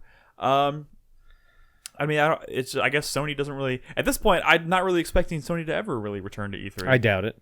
I would not be surprised if E3 within 5 years was gone. Yeah, you're right. I mean, it's half of E3 is Alienware and fucking. And last year felt Twitch streamers and Blizzard like let's play Dota. Like it's just last all, year like, felt like a little bit of a like. There's a whole portion of the hall where Sony used to be, and I was like, what are they gonna put there? And I remember sitting in the spot and just doing like a panoramic shot on my phone of just like the area that was just empty, and there was nobody there. I was just sitting on a couch in the middle of an empty floor space. It was bizarre. I think it's just one of those things where technology has changed, so now you do not need a convention to spread the word of some big thing. I mean, I know there's plenty of ways you can do it. You don't need. It used to be one of those things where you could show off like new games, but people can just as easily. It's all fucking digital. There's not physical stuff anymore. I mean, you can just fucking post a video online. You can post on your new YouTube, your Twitter, whatever, and honestly get just as much press. You're right. If someone announces a game, it's not like all of the media sites out there and be like, well, guys, wait, hold on, it's not E3 yet. We can't really talk about it. We gotta wait. I don't want to say it's. There are plenty of other. So the thing was when E3 first started, it was kind of different. I mean, don't get me wrong, it was completely different than what it is now than when it first started. But it used to be, just press only, so no people. And so then everyone else was like, well, let's make conventions that people can go to. And so, Penny Arcade has their own Humans. thing. And Dallas. Right, Frantic Fight, because he did say nude tube, didn't he? I heard it. I said nude tube? You said nude tube. Oh, of course. Nude tube. That's one of those back areas. But, dude, fucking when I was at E3 last time, that guy tried to get me to watch that girl's butthole. And then he made me fucking walk him around the convention center floor. Wasn't a game. Dude, that was so fucking awkward. Why did you do that? Well, I didn't expect that. Everyone was saying it was kind of a joke. Which part? No, the walking why around the did convention? you walk with the guy? Because he was like, hey, man, like, I need to know where this is. Do you know where that is? And I was like, yeah. And he's like, well, let's walk and talk. And, like, he's just like, let's go. And he's just like, come on. Patted you on the butt? Yeah. And it's like, if you're in a social situation with someone and they're like, come on, let's go. Nolan, you're going to be like, no. Nolan, he knew exactly where it was. No. You were suckered. Probably, and we had a nice conversation. I guess he was just talking about. Did he work in his product into your conversation? Shit, what is it called? Porn? No, Naughty Naughty America. Thank you. Yes. Yeah, he's just talking about how great I it is. just showed you butthole. In VR. How dare you? But I keep forgetting that's probably the weirdest VR experience. Oh no, very much so. Just every single one of those beads Oh yeah. inches away from your face. And with the haptic feedback with the Knuckles controller. God damn. But yeah, and so everyone else was like, hey, fuck you. We'll have our own conventions that are open to everyone. And so E3, all of a sudden E3 is like, well, we'll be open to everyone too. But then it's just kind of sad because like E3 is kind of it's been such an institution in the industry for so long. It's sad. It's a sad reality that it's no longer necessary and that we're just kind of approaching the inevitable demise. It's also no longer necessary? Nintendo Power Magazine. Right? Things change. It's fine. What about Game Informer? You know what? Game Informer is being funded by GameStop. No, but here's the thing. So I have the subscription to Game Informer still, right? Funny enough, is also. Yeah. I saw the first sign, like notable sign, and this is maybe just not haven't been paying attention for a while. I don't know when this change finally happened, but they finally changed to kind of that cheaper paper in the magazine. And I was like, ooh, there's a sign. It's not high quality paper. Yeah. It's like that's they're cutting corners. They're saving some money. Speaking of the GameStops, I actually went to one the other day because they're selling like T-shirts like crazy fucking cheap. Like I got like a cool Capsule Corp T-shirt, and it's like the Capsule Corp logo, $5. Nice. I was like, oh shit! I got a PlayStation sweater, $3.99. Guys, I'm gonna be totally No, seriously, honest. it's downstairs. I'll show you the fucking receipt. They are trying to liquidate as fast. Yes. Oh no, as possible. they're like, we gotta sell everything. So I'll be maybe honest. check out your GameStop. I'm just hoping. All I need is for GameStop to hold out until April. As long as GameStop can survive till April, I'm good. Because I got to get that Resident Evil 3 collector's edition. I have it reserved. It's there. If they can just hold out and not go out of business before that happens, I'm good. I'll never pre-order with GameStop ever again. Mm-hmm. But that's the only way you can get that collector's edition right now. Do you think you can actually still get it if you go in the store? What? I'm sure they'll fucking mail it to you. I suddenly realized that I really want it. Well, no. I mean, you can ask. I don't know. I mean, I know the when Resident Evil 2 remake came out, they sold out because they only had a limited amount because they're huge boxes. I don't know. All right. Call them. Yeah, call them Davis. up right now. Hey, GameStop, but I remember, you got I remember having Mudkips? this thought. Mudkips? I remember having this thought. I was Battletoads? like, I was out running errands. I was like, I have a gift card that I got for Christmas. I don't know what to do with it. I was like, maybe I'll just go throw this on my reserve for Resident Evil 3 so I can get it out of my wallet and I'll be closer to paying that thing off. And then I was like, what if I put this gift card towards it and then they go out of business before it comes out and I've lost that money? I was like, no. I'm like that worried about it. Yes. Just hold on out for fucking 3 more months, man. That's all I need. They'll They will definitely, survive the quarter. Yeah, they will. When is the quarter end? Anyways. March 31st. Also, I went to Fry's up north. That place is straight up going out of Yeah. business, and there is no signage. Yeah. There is nothing in that building that says going out of business sale, but there is no center aisles. All the store shelves are pretty much empty. It is a ghost town. I saw like 10 people in that store total. First off, well, Fry's has never been amazing. No. Fry's has been a place where it's like, I need this electric cable today. Yes. 10, 15 years ago, they were amazing. Sure. But Fry's has kind of been going downhill for a while now. I know. It's just crazy because I went and bought a The cable. problem with Fry's is they're like, shit, we're going to sell everything. We got fucking fridges and we got blenders and we like they just fucking have everything now, and it's like, what the fuck are you? I went and got a cable, found out I didn't need it, went back to the store, went to the counter to return it, and the guy goes, do you want store credit? And I had like looked around the store, and I was like, dude, yeah, how are you even still here? It's like, I don't even know. excuse me, sir, do you want store credit? It's like, Can I help you? Look at my face. Look at my face. So yeah, anyway, we've gotten off the rails here. The last news topic I want to talk about tonight, I don't know how much y'all are going to have to contribute to this, but we have been talking about Resident Evil a lot lately. The first rumors revolving around Resident Evil 8 are starting to circulate. I don't know how much validity there are to these. None of this has been proven yet, but I thought it was interesting because this is the first main entry in the series since the release of 7, which is obviously a very different take on the series.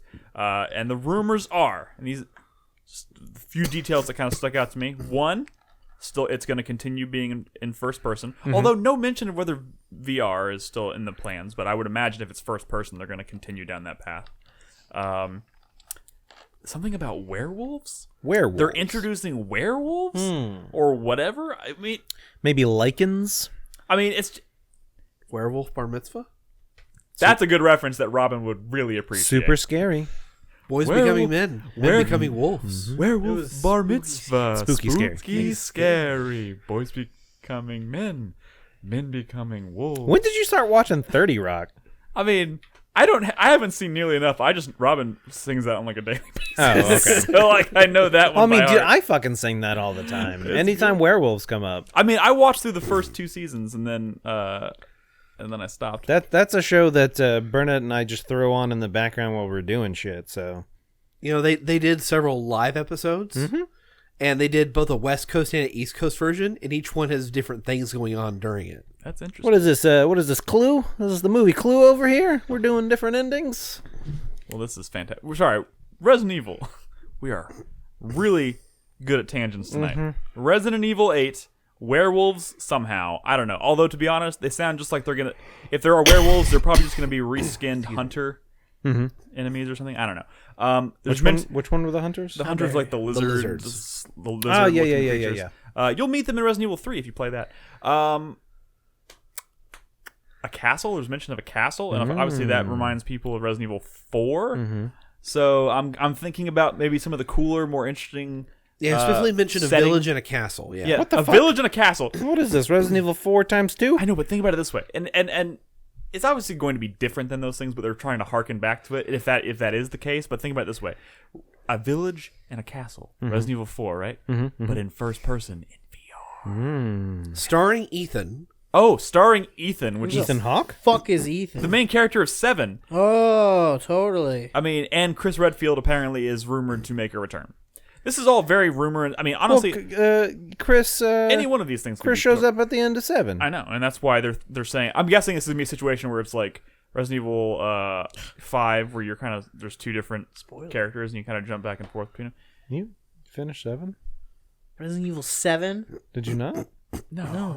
What? Well, first of all, let me spoil this for you, Crispy. You wouldn't at the spoil end of, Half-Life Wait, Episode did you finish 2, Resident Evil 7? Yes. but you would spoil Resident Evil 7. At the end of Resident Evil 7, you're like, "What's going on?" And then there's a guy, and he's like, "I'm Chris Redfield," and that's it. And spoilers.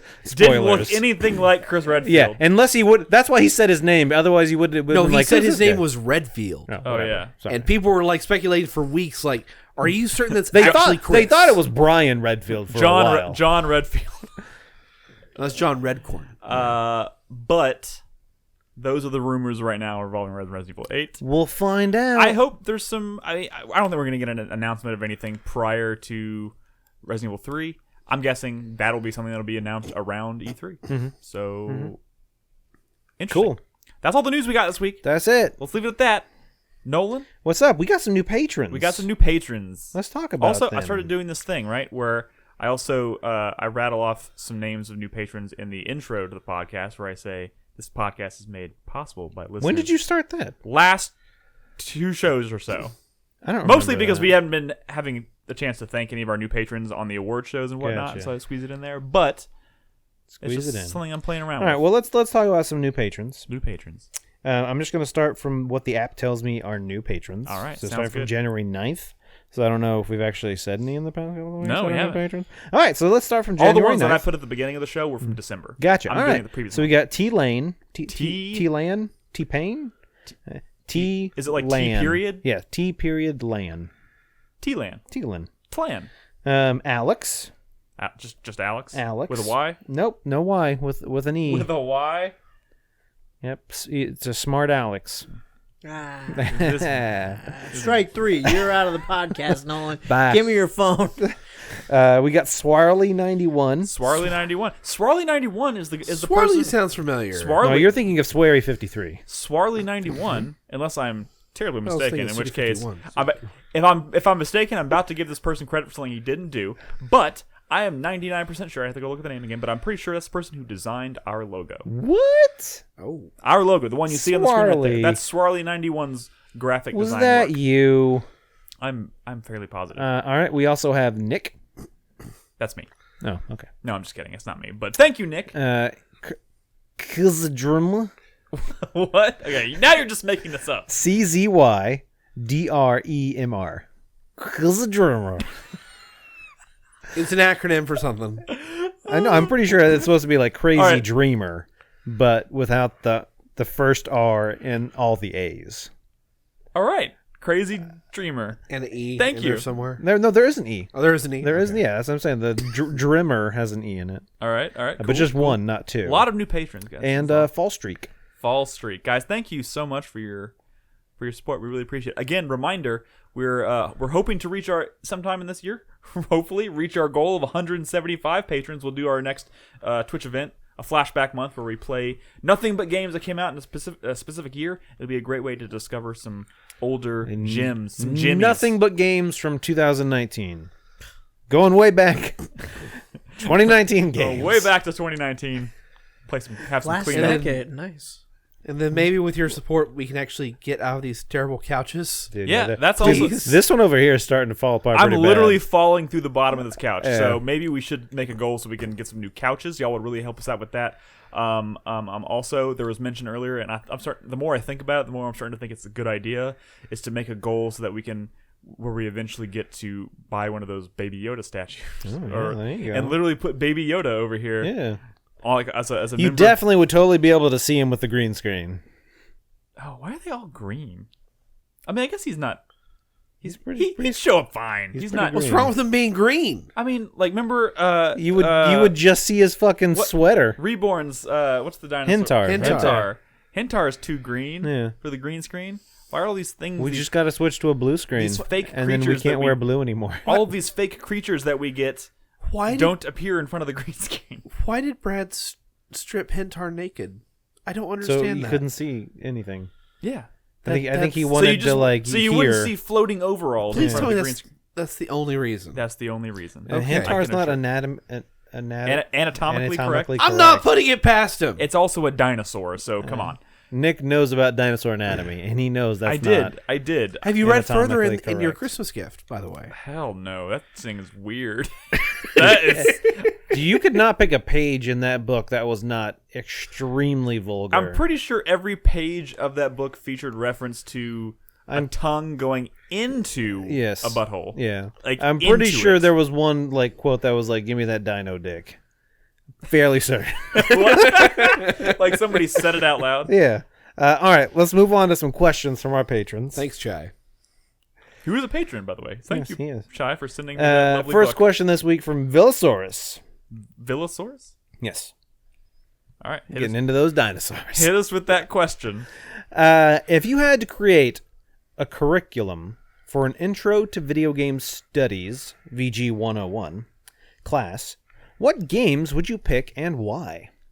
Oh man, no! You know what I would do? I feel like one of the classes I took in when I was in college was a history of music, and the approach they did to the curriculum there I thought was really good, and I think it'd be a really, especially if you had like an entire semester for a class like this, and it would be like every single class covers a different year, so it's like you pick one game that you think represents the best of the best from that year, you play a little bit of it, you talk about it in front of with the class, and then the next class is a different Interesting. year. And I feel like you could cover a very large, swatch of games. Yeah, I mean, so in a if class you like had that. if you had like a 20-week course and you had like 3 classes, that's at least 20 60 games years. from 20 different years. So yeah, you could definitely every class cover like a different game But from a that's different. kind of like taking more of a historian Yeah, focus I on mean, it. Well, yeah, that- so this is video game studies 101. So I mean, it's kind of like I think you got to focus on like maybe look at the generations instead, and like maybe start with very specific games. Like take a 3 or 4 weeks to look just at Super Mario Brothers. Look at how it was that's designed, a lot of weeks. how it's structured, how it was made. Like go into all those details. I thought when you said generations, I thought you were going to go with like generations of like hardware and say like spend several weeks or classes talking about like the Super Atari. Nintendo, the Atari, then the Nintendo and the Super Nintendo, and We got to talk about the Neo Geo. You, I mean, I would start with Dungeons and Dragons, That's not a bad like, idea. like as close to pre-first edition as you can get, or first maybe like second edition, because, I mean, come on, That's kind of what inspired a lot of games. come on, Do they even publish that anymore? yeah, and just see how. actually, yeah, And then roll right into how that influenced and gives specific examples of how that immediately translated into the other medium. Doom, Yeah. Doom. I think would be a good one. Spend the whole week talking about Doom. All right. We got to have a whole chapter on the fucking spectrograph with Pong on it or tennis. Yeah, All right, let's move on. Next question this week from Thorax. What would Death Stranding porn look like? Dude, I don't think you need us to tell you. I'm sure it exists. It already involves umbilical cords. Just go to any porn. What porn are you watching that has umbilical cords, Chris Davis? I'm just saying, there's got to be porn about You're that. thinking about the wrong aspects of Death Stranding when you. The connections you're making there are wrong. Like, I would have gone the with... fuck? So are we going from like BTs to like what DTs or where are we going with this? I think it's more BT's God, DPs. why are you guys overthinking this? It would just be people fucking. I mean, obviously, Ghost people fucking, basically. So we're going. It would be it's one person Patrick shoving a Swayze. Monster Energy can into another person's asshole. Very slowly. and then you pop the.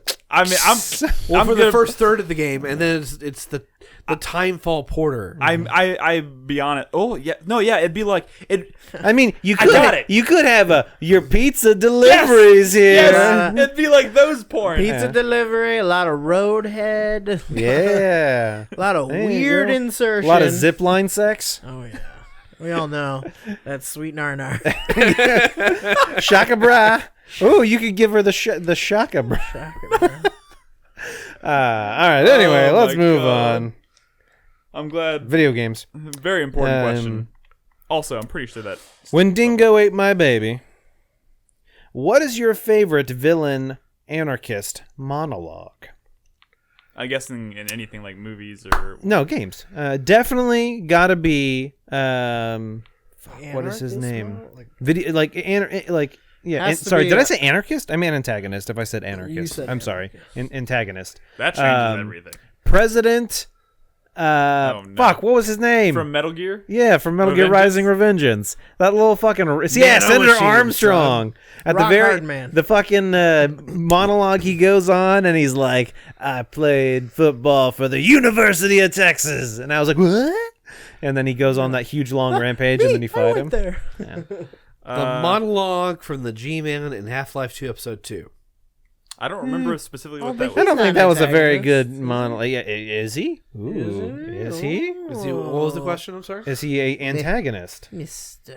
Yes. How do you know? Freeman. I think it's very up in the air. About I mean, if you play Half-Life 1, he is an antagonist. Well, you said Half-Life 2, not Half-Life 1. Yeah, that's but that's where the actual monologue took place.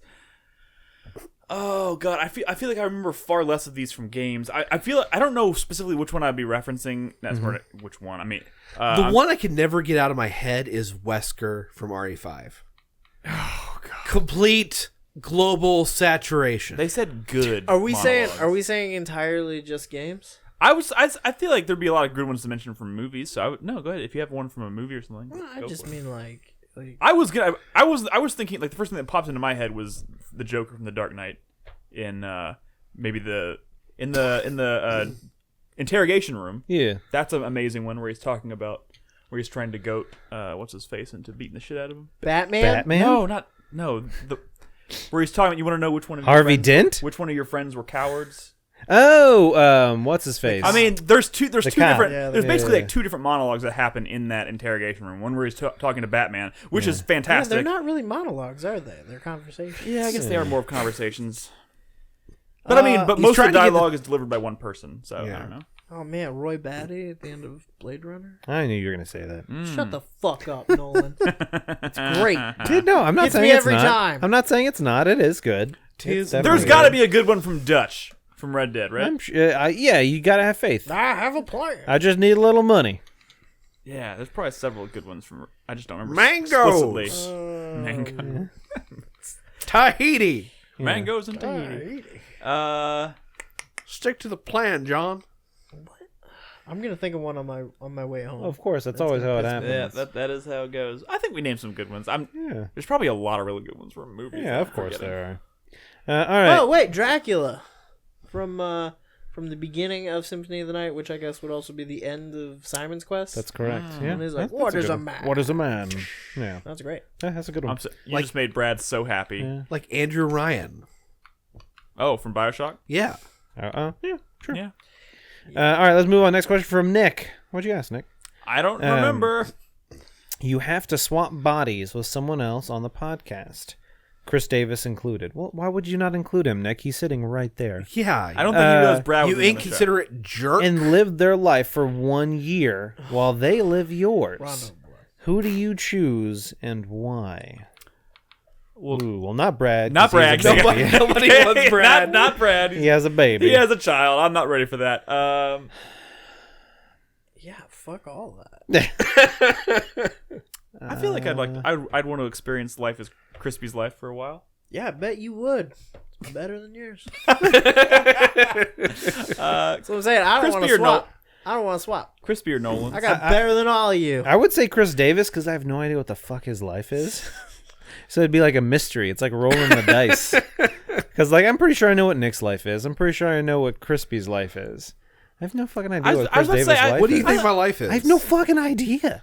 I was like maybe Nolan's, and then I was like, well, Nolan hasn't had much time to play video games lately. That is Maybe true. not. That's a fact. Maybe not.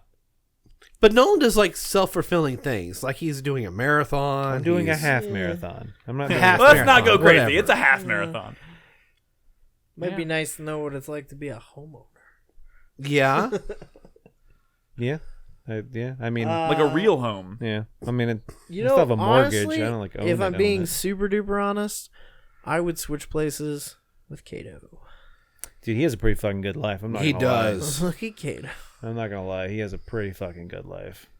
Yeah, I believe Go it. fix the I believe it. animal. All right, let's move on. Scarecrow in chat says, "Go fix the attic, Crispy." Actually, think anybody wants to actually, I swap do with have. me. Yes, please swap with me because I have a problem. The vent in that room over there has stopped blowing air, and I can't figure out why. I've gotten up in the attic. You don't There's do no- anything in that room. There's no issues with anything. I can't find anything. I've looked in it. There's no clogs. I don't know what the fuck's going on. Someone crawl anyway. into your vent and die. No, because it was super cold the other day, and I went in there, and the room was fucking freezing, even though like the rest of the second floor was warm. Something's wrong with that vent. I don't know. All right, moving on. Next question from Mr. Green Toast. Mr. Green Toast. With the recent delays in games from Final Fantasy VII to Cyberpunk 2077, I wanted to ask what games currently coming out this year do you expect to also be delayed? Dying Light 2. Yeah, that's not how this works. Got it. That's not how this works. What is coming out this year that I think will probably get delayed? Well, The Last of Us 2 has already Last been of Us Part delayed. That's 2. I think that's pretty safe. I don't know if it's safe. No, I think it's safe. It got pushed once already. Yeah. And if they were really worried about it, they would have pushed it farther. It than got a month. pushed Delayed 2 weeks before till its release later date. in the year, or like delayed till next year? The Last of Us or this question? Both. The Last of Us only got delayed 2 months. Yeah, 2 months. Okay, It was originally but you're saying it's gonna get delayed again? no, I'm saying I think it's He's safe. saying he doesn't think it's I gonna think get it's delayed safe. again. Dying Light, the fact that they didn't give Dying Light 2 a new release date or an actual release date, even though they're saying it's delayed, makes me a little worried for it that it's not going to come out this year. I think it's coming out this year. I think you're probably right. And honestly, there's not a lot that we know of that already has a concrete release date or like a date set in stone for this year that I think. Yeah. Like anything past June is pretty much up in the air, anyways. Yeah, that's true. The only thing, maybe Ghost of Tsushima, but if that gets delayed, I'd probably say only by maybe a month or two. Right now, that's summer though. That's think- probably a cross-gen launch title. I don't think it's out of the question that Cyberpunk could get delayed again. Yeah, it's true. Mm, But I think the question is, what do we think is likely to get pushed again? And I don't think that's super likely. Although, who am I kidding? I was surprised it was coming out this year. It was announced to have a release date at all at this point. I expected to be waiting in limbo for that game for like 3 years. yeah. So I'm kind of blown away that it even has a release window at I all. wouldn't be surprised if they delayed Avengers again. What about Me Biomutant? Where the fuck is that game? Why is that game taking so long? That game has never had an announced release date. I know. So. System Shock It's is going to get delayed. It strikes me as the kind of game that, like, at this point should be, like, when it was announced, should have, like, coming out in May and been out by now, but, like, nothing. Quiet on the Western Front when it comes to Biomutant. Resident Evil 3 is going to get delayed. Chai, you No. can't delay routine. It's never coming out. They've already said they finished Resident Evil 3 and they're just doing polish now. And they have no. They don't It's expect. pronounced Polish. God damn. They don't expect that to get delayed. Thank God, because I don't want that to be delayed. I don't know. I don't have a good answer I for don't. this. I think everything we know about right now is pretty. I safe. think the problem is most of Yeah. the stuff that we know about that's coming out this year doesn't really have official release dates yet. Ori so and the Will of the Wisp just went gold. yeah, I was gonna say, I don't think that one's Yeah. going to get delayed.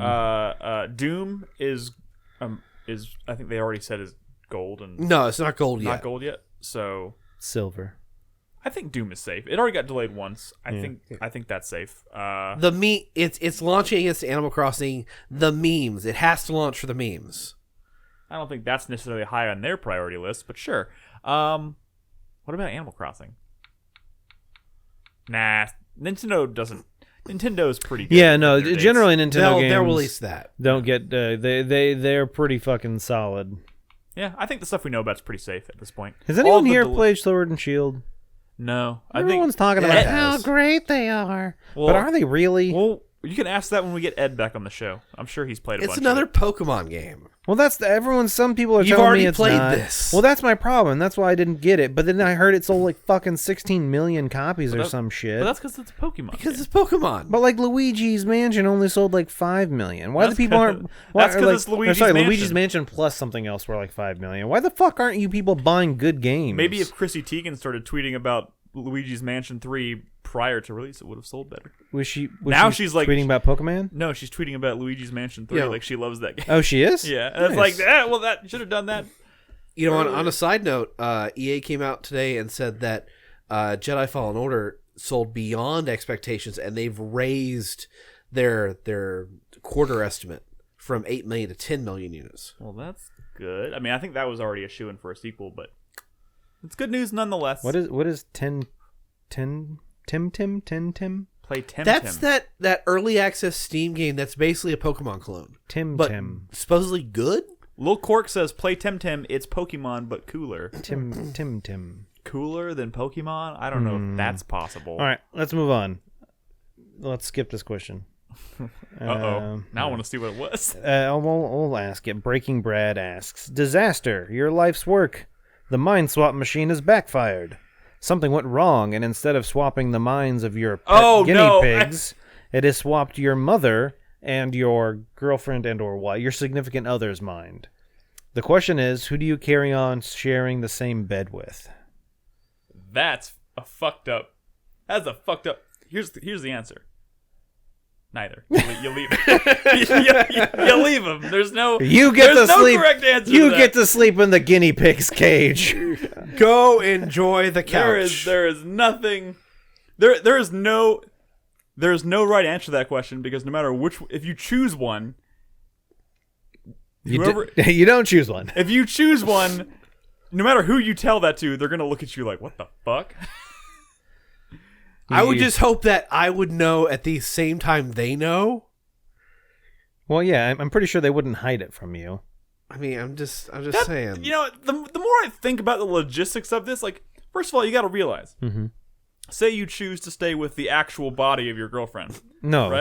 right? Just say you did. No. Let's just No. say, What? No. let's just say you did. No. No. Guys, You mean your mother? you're misunderstood. No. Think about And it. that's how I met your mother. Oh, God. You mean that's how No, I I'm- met my mother? No, I'm just gonna say. I'm saying if you extrapolate that thought out farther than you probably should, right? No. And say you were like, oh, I would stay with the actual body of my girlfriend. That's saying that your mother was going along with it Yeah. and was like, okay, and that in and of itself is fucked up. No. And then you think about it the other way, and it's even weirder. There is no good way to There's this. no correct answer to this except for you dump them and you leave. You buy a plane ticket and you get out. The only winning move is not to play. The only winning move is to fuck your dad. There you go. Is that like a power play? Yep. A display of dominance? Oh my god. All right, moving on. It's a diabolical question. By Next the way. question from Fuzzy Turd. For many people, Silent Hills was such a perfect idea. Yes. PT is one of the, if not the, most scary gaming experiences for almost everyone who played it. Yep. That, coupled with the dream team of Guillermo del Toro and Hideo Kojima, made Silent Hills one of the most anticipated games of the generation. That is, until fuck Konami killed it. You are given complete control over a new entry of any IP you want. You can choose your developer, you have unlimited budget, and you can choose which direction you want it to take. Nick, you can't say Silent Hills if you want. This What do you do? We've asked this question's been asked multiple This times. question is too it's too. It's very vague and open, and Yeah. if it's- one of us had to answer it, it'd be interesting. But the fact that four of us would have to come up with it, these would be long answers. This is a tough one, and we have answered. We've been asked this exact question in the past as well. I mean, on did you say I can't say Silent Hills or I could Correct. I mean, No, it says you can say Silent Hills. if you I would want. obviously try and find another winning combination for Silent Hill. By the way, that's a news topic I didn't mention. Konami is rumored to be working on 2 Silent Hill games that are meant to like reboot the franchise, and I'm terrified, utterly terrified. Sorry, I'm just gonna throw that out there. I mean, I think that without going into the specifics of an answer like this, it would just be like, okay, pick an IP that you think desperately needs a revival, and then think about like the winning team, the winning combination of talent to work on it. And also you have to start thinking about like what's a realistic combination, right? You can't start naming things and be like, well, that can never happen because this person owns this and this. I don't want to get into. I got you. I got you. Portal. Ooh. With collaboration by Steven Soderbergh, starring Adam Driver, as GLaDOS, and it's a battle royale game. What the? Did not see that coming. 100 Adam But everybody- Drivers drop onto an island. But everybody has portal guns. Oh my! It's just God. portal guns. You have to figure out how to kill somebody with a portal gun. that's interesting. That's actually kind of brilliant. Yeah. And you had me at Adam Driver. I know, right? I thought you were gonna say Mini Driver. He's You would have had me. blowing up right You would have now. had me at Mini Driver. Oh Certain man, I'm people on this generation remember Mini Driver. I highly doubt half of chat even knows who Mini. I bet Nick doesn't know who Mini Driver I know who is. Mini Driver is. Okay. She was the girl from Good Will Hunting, I'm right? surprised you know Good Will Hunting. I own that movie. It's a love Matt that Damon movie. movie. I understand it's a Matt Damon movie. I know. How you like them apples? All right. So I would want. Also, Robin Williams. Come on. Yes. That. But mainly Matt Damon for him. As if Matt Damon's not a good enough reason to watch that movie. He's great in that movie. Nick. What? It's not your fault. I would say a Cowboy Bebop game in the vein of the original Prey 2 that we saw. Okay. Okay. Bounty hunting. I like this combination. But the director, like the kind of pairing, is Edgar Wright. Is like directing the game. Like writing like the story and Yeah. the lore and everything. Yeah, because while Edgar Wright is funny, he can also write some pretty dramatic stuff, some tear-jerking moments. Gotcha, so gotcha. that's what I would want to see. Cool. I got you covered. All right. This is a go-to I've had for a while. Take Firaxis, Okay. XCOM. make XCOM, but use the Terminator license.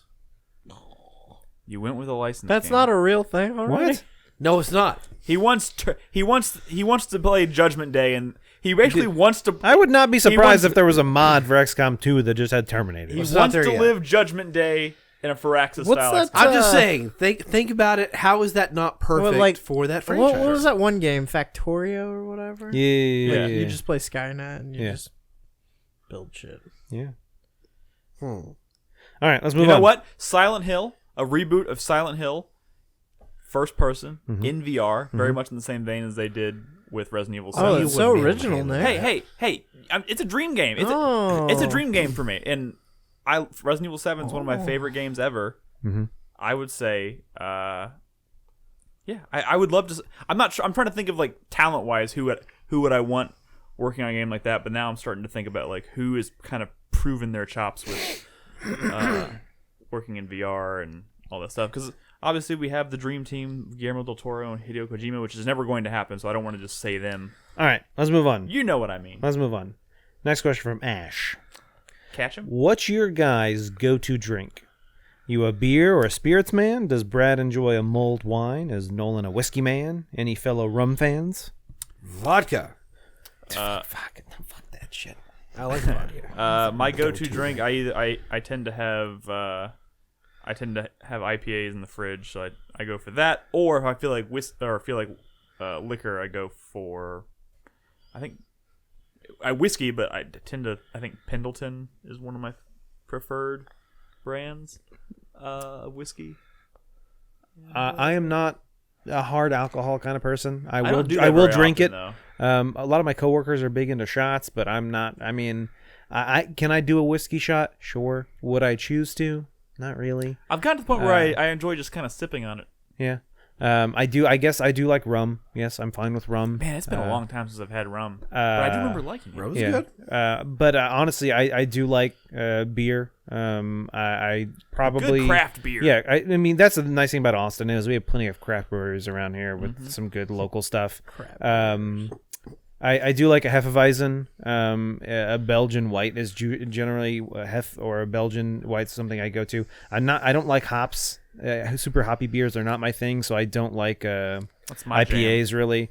I will say that one of my favorite beers though is technically an IPA. It's Pinehouse Pizza's Electric Jellyfish. That's my favorite beer. It's not super hoppy though.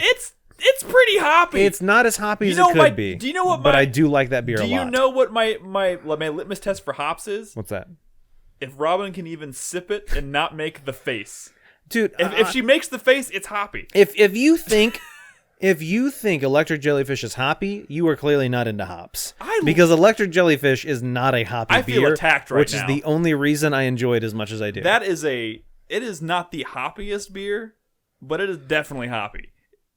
It is not technically an IPA. It is an IPA. I know it is. It's cut with citrus. Like it's more citrusy. Most likely because they use grapefruit. Yeah, grapefruit. That probably cancels out the hoppiness of it quite a bit. Yes. But I have been thinking about getting a growler and going to Pinehouse Pizza and just filling that up with some Electric Jellyfish. That is my favorite beer. Because that is a great fucking beer. Yeah, I don't really drink alcohol anymore. I mean, Didn't you have beers before you came here? I just came from a bar. But that was unusual. When I do drink, it's usually beer, and it's usually something like middle grade, like an ale or an amber or something like that. Honestly, maybe some absinthe. I would much rather fucking smoke a joint. That's fine. Fair enough. There we go. Fucking like a nice sticky indica. There you go. All right. Have you seen Jay and Silent Bob reboot? No. While it is not the perfect movie, I will be the first to admit it. None of them are. I know. There's some fucking crazy nostalgia in that movie. I would recommend it. What's her face? Supergirl on the TV show. Bennett something. Which TV show? The new one. The one that's like on right now. Oh. What TV show? Supergirl. Oh, I don't know. What's her name? All I know is John Cryer is Lex Luthor on that show. Is he? I watched the Smallville crossover piece. I've been thinking about watching that chunk because it's not just it's Smallville. 4 minutes long. Oh, I'm not. Oh, sorry, you just watched it. I posted in Discord. I thought about watching that whole there's like a 5-part series or something because it's not just Melissa Benoist. Thank you, Razus. She's in that. Be moist. Yeah. Okay. But anyway, what was I talking about? Oh yeah, that crossover thing. Just because it's not just what's his face from Smallville? Tom Welling. Tom Welling's not just in it, but it's also fucking Erica Durance. Erica Durance is there. Although those two are literally my brain does not work tonight. Although I will say this, I watched that little piece, the Smallville crossover. Who is Superman 2005? Brandon Roth. Brandon Roth makes an appearance. Ralph. Ralph. Well, he was already playing. Ruff. What's his name? Roy Palmer. That's right. I forgot he was Roy Palmer. How did they handle that? I forgot about that. I don't think I have to watch. I think they killed him. Palmer.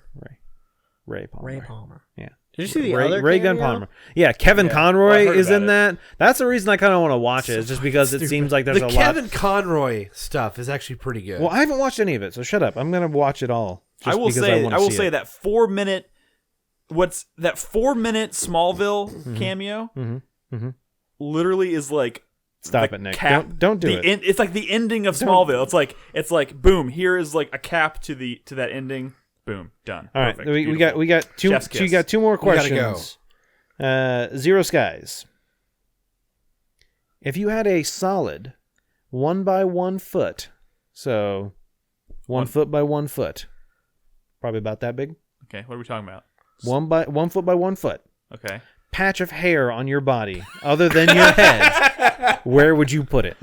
And I think the only anywhere. The only answer is like your Can stomach. it be The back of my leg. No, like right so here. here's the problem Can with it be I thought inside your body? No, I thought about that for a second. The reason I don't think it could go on the back of your leg or on like your ass or Put it your right on my lower liver. back You or don't some want shit it on your is ass. because that you sit, and so now you're gonna be sitting on hair. You know what I'm saying? Like I think it's Could be either gotta go warm. like either like on your tummy or on like maybe the front of your legs. What about on the top of your head? He said not on your head. Is it like a perfect like square? So you can't put it like- on your face? No. Well, I guess you could put it on about your on face your if you neck? want to. You can put it on your neck. They didn't. Hold back? on. Is it like a perfectly cut squared like? It says a patch? solid 1 by 1 foot patch of hair. So it doesn't say it actually has to be Your square. It doesn't technically say square. It just, I guess, the area I'm just saying like the angles. is 1 foot. So could you just have like a strip that runs like around your body? Like you're like a candy cane. A candy cane strip of hair that is a solid 1 by 1. What do they call that trail of hair that starts up here and goes Happy all the way to trail? the middle? Happy the trail. treasure trail. Treasure trail. Or happy trail. Yeah. Yeah. It'd just be a continuation of that. Yeah. The landing strip. That's different. Dude, Your- it sucks for the landing strip because they're building out 183, and so Oh. they're turning it into like an actual highway with like so there's not going to be an exit for the landing strip anymore. So sucks to be them. I noticed that when I had to go to the sucks. airport the other day. Their steak lunches are just gonna get cheaper. But yeah, so that was my kind of thought was like wouldn't want to like because the thing about it, like, you know, it's like a hot summer day and you get in your car and your like lower back is sweating. Would you want a bunch of hair back there now, like a solid chunk of? No, you wouldn't want hair there. So like I think on your like stomach or like just fucking give me a fucking big old square of hair right here on my chest. Yeah, just one solid, One big old perfectly square. trimmed, cut, Symmetrical. Yeah. symmetrical patch of hair on Just my chest. goes right between the nipples, and then like right there. Covers and protects the You nipples. just look like Austin Powers. Basically. That's a good one. All right, final question for this evening from Frantic Ficus, who asked it after the podcast started, I would note. A question for each of you. Considering that the old Resident Evil games are getting a remaster with its modern third-person perspective, what game that has fixed camera angles would you like to have remastered with over-the-shoulder perspective? He says his is Dino Crisis. They say theirs is Dino Crisis. Is it a cheat to say Metal Gear Solid? Yes, I mean, that already has he took the good one. Although, to be fair, both Twin Snakes and Metal Gear Have Solid fixed 1 camera angles. are still fixed camera angles. Sure. Uh, But you also go back to Shadow Moses and Metal Gear Solid 4. Yeah, but that's just because it's just relatively the same geometry. It doesn't count. No. it would be cool to see a full blown like remake, but Nah.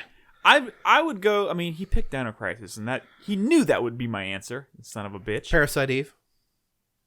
I've never been a huge Parasite Eve fan. I know I can say that out loud because Brad's not here right now. Well, Parasite Eve is a series of 2 good games, and let's not talk about the rest of it. Brad would say it's a one good game. Speaking for him, Onimusha. I mean, Musha.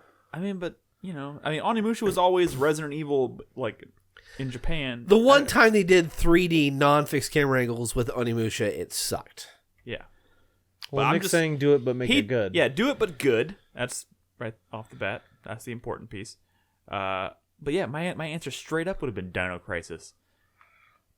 All right, See, I don't- Frantic has given me permission to say Dino Crisis. I'm gonna go with Dino Crisis. I don't know. That's tough. Like my only problem is I didn't play too many games back in the day that had fixed camera angles like that. Like back in the day when I was playing like PS1 and N64 games, like I had like 3 games. I haven't played too many. I mean, like I'm looking at my shelf and like the first thing that comes to mind is like, I don't know, like Chrono Cross or some I got shit one. like that. What's up? Pac-Man. Okay. You ever played Pac-Man Versus? Yeah, Pac-Man Versus, I would say. He's trying to troll you bitches, and you're over here trying to give him. No, serious I don't think answers. he's trying to troll us. I think he's Pac-Man Versus is legit yeah. one of the best multiplayer games you'll ever play. It is a hidden fucking gem. It's a Jimmy. You know, it's also Wait. So you're like in Pac-Man's One perspective person- going through the maze? One person plays as Pac-Man, going through the traditional perspective over top. Mm-hmm. 3 other players play as ghosts, but they got like a much smaller vision cone thing going on, so they can see a little bit of like what's beyond other walls. but you gotta coordinate to. But it's like a catch Pac-Man. first-person perspective. No, it's still like the It's still isometric, just fixed. much. Crispy saying he wants it to be third person. Okay, just play Pac-Man. Pac-Man, but like you're in a maze and can't see where you're going. Mm-hmm. That would be extremely fucking difficult. Man, fuck all y'all. I mean, What are you, Carlos? Yeah. All right, that's all the questions this week. Thank you to all of our patrons who asked. But if we look in Discord, we might find some questions. Keep in mind, normally, again, we're a little rusty. First show of the year. Normally, I would be picking these questions randomly from a spreadsheet based on, because there's questions we haven't gotten to from weeks past. We're still going to get to those. Just in all honesty, we don't have any questions. In totally Discord. unprepared this week. No so, Discord questions. We made cool. it. So let's wrap up the show with the 4-player minute. You know I'm how not this prepared. works. was it not the supporter spotlight? No. How dare you, Krista? If I had a supporter spotlight, You made an overlay. I did, dude. I told you, it's all muscle memory. God damn it, man. Don't worry. We're getting back into the swing of things. Next week will be smoother. We'll figure it out. But tonight, we're going to wrap up the show with 4-player minute.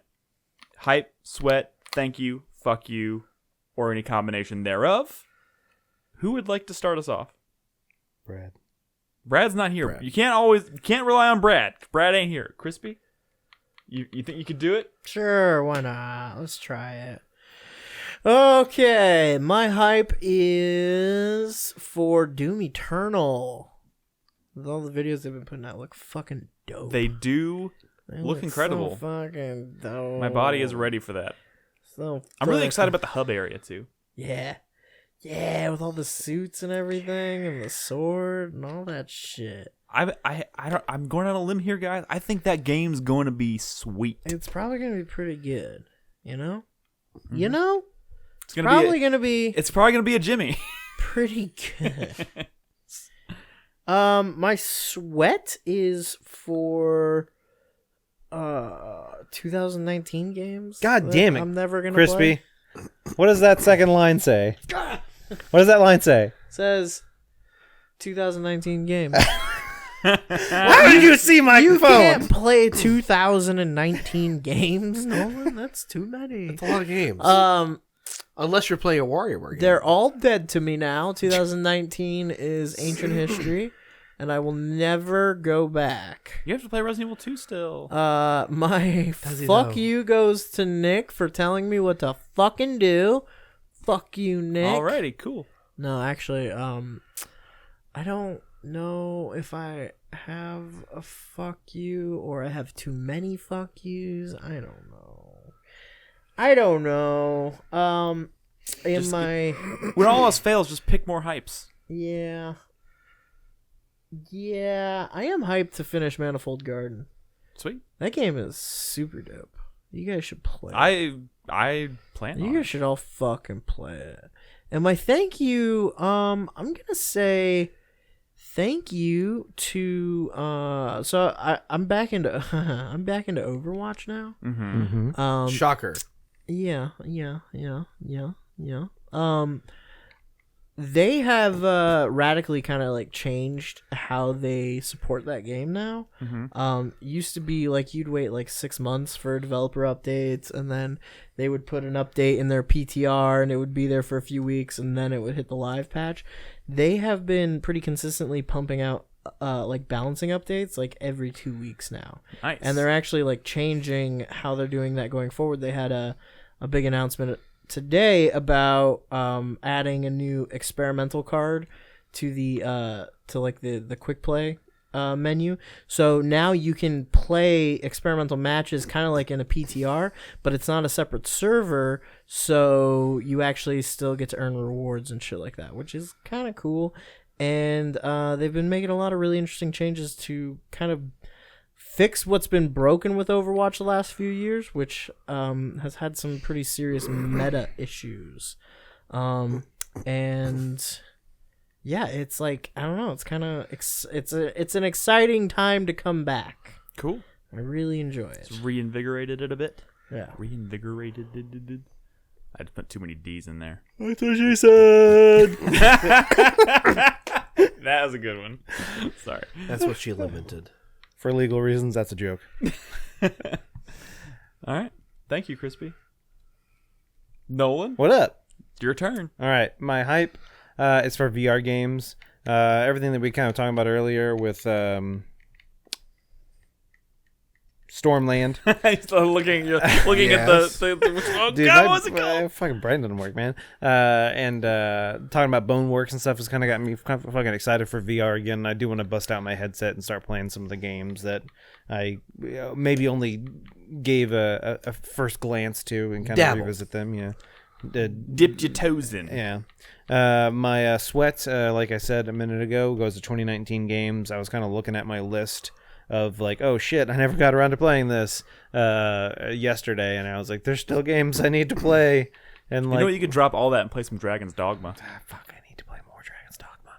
God damn it. I do fucking like that game. Just let yourself Yeah, slip back into it. I know. You know what's going to happen, though. I know. He's going to load up Binding of Isaac. Their kind are weak to fire. I know. My first fuck you is going to go to Animal Crossing. Comes out in March. What did it ever do to you? Well, I've never played it, so nothing yet. But that's the problem, is I think I'm probably going to end up picking that one up. You're going to choose to play Animal Crossing instead of Doom Eternal. Yes. That's Okay. that's a faux show. Wait, whoa, faux show? Yeah. And I'm you worried should that know I'm going to this. get addicted to like Animal Crossing and just it's going to be silly. I'm thinking maybe taking that on my trip in May. Mm-hmm. Maybe a nice travel trip. Or travel game. My sweat, my second sweat, goes to, I don't know if I've said, I'm going to Cancun. I probably brought it up briefly. You're going in to the past. Cancun? Yeah, in April for a wedding. And the Destination wedding? correct. Oh. Bachelor in paradise, I guess. But the gosh. groom texted me the other day, and he was like, "Hey, Nolan, you want to officiate my wedding?" And I was like, "What the fuck?" What? So apparently, I'm going to officiate a wedding in Mexico. Damn, and Nolan. I don't know what to do Shit. about that. What are you talking about? That's the easy part. Yeah. What's the hard part? Getting married. Oh, that was pretty easy. But yeah, so sweating that a little bit. I have all the and faith. flying the plane. I have to fly the plane too. No. Okay. All right. That's it. All right, Chris Davis. Okay. My hype this week is for Resident Evil 3, because why the fuck not? Why wouldn't it be? It's very exciting. I am so... I kind of hope they don't show anything Oh, else. man. I just kind of want to go in.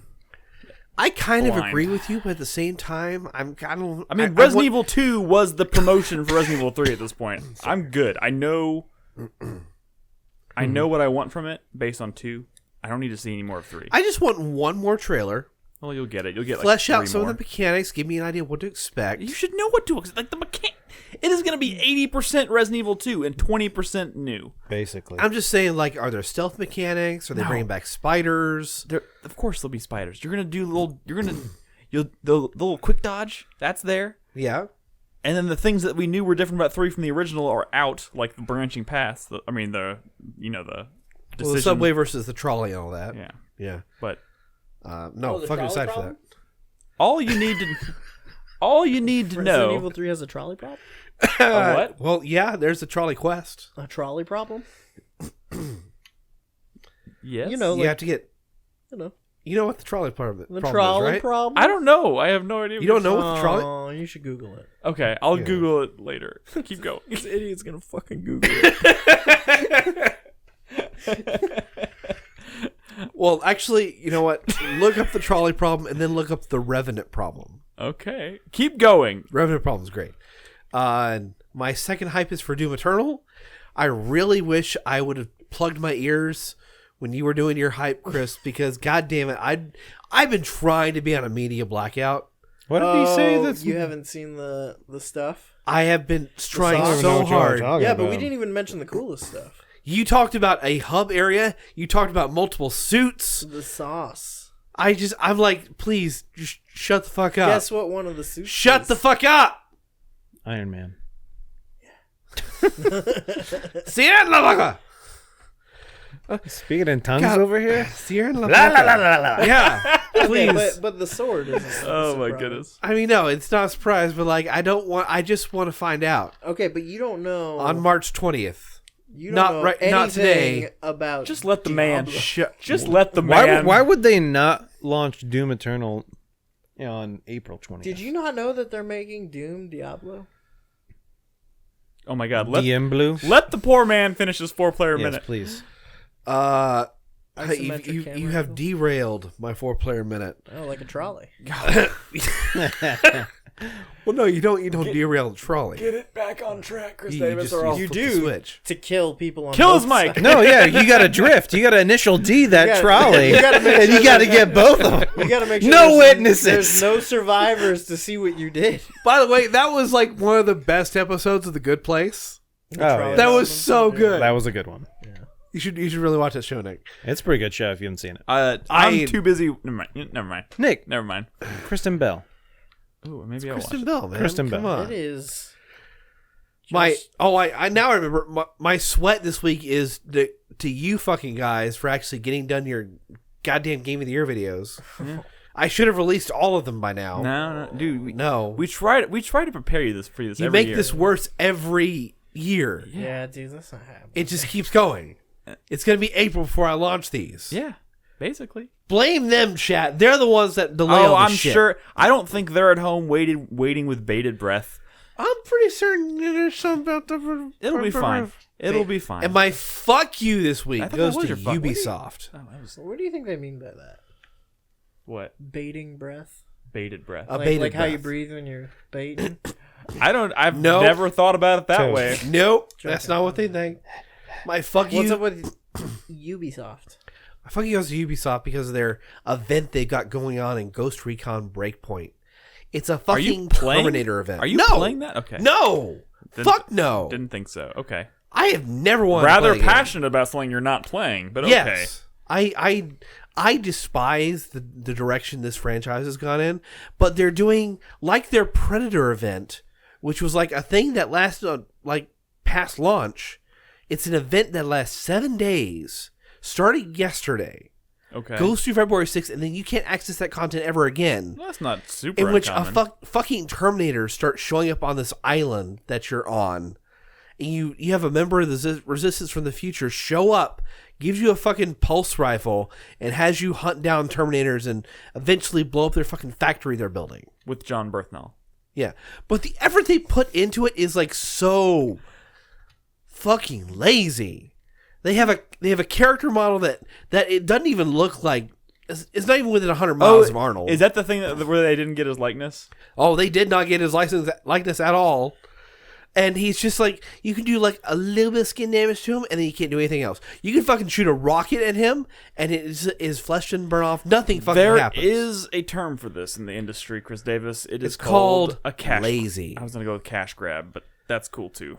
But even just beyond that, the fact that it only lasts for 7 fucking days, then you can never access that content Then again. you can never access that crappy content ever again. Hooray! Like that's You gotta look at fucking. you gotta look at it with the glass half full, terrible, Chris man. Davis. All right, is it my turn yet? Please. My It's your 4-player minute starts now. My first hype for this week goes to VR. I'm very excited. I had kind of forgotten because I've basically taken a year off of playing with VR, so I kind of had that like magical feeling again when I first put on the Oculus and started like playing around with like the introductory stuff. I was like, oh my god, I had forgotten. It's so cool, and Stormland so far is blowing me away. Well, that was once you actually figured out how to set it up. Oh fuck! My fuck you goes to Chris Davis and myself. What'd you do? Dude, I didn't. I was looking all over my fucking PC. I was like, oh my god, I don't have a DisplayPort on my fucking PC. On your capture card doesn't have a display port? Or sorry, your It capture card, does. your video It card? does. I didn't think I did. Uh-huh. Because the I plug was still in there. The plug. cap. Well, I had there was USBs. There was 2 USBs next to each other. Correct. And then there was another one right next to it that had the red plug in there. I assumed they were all USBs because it looked. I mean, from the outside, it looked like a fucking USB port.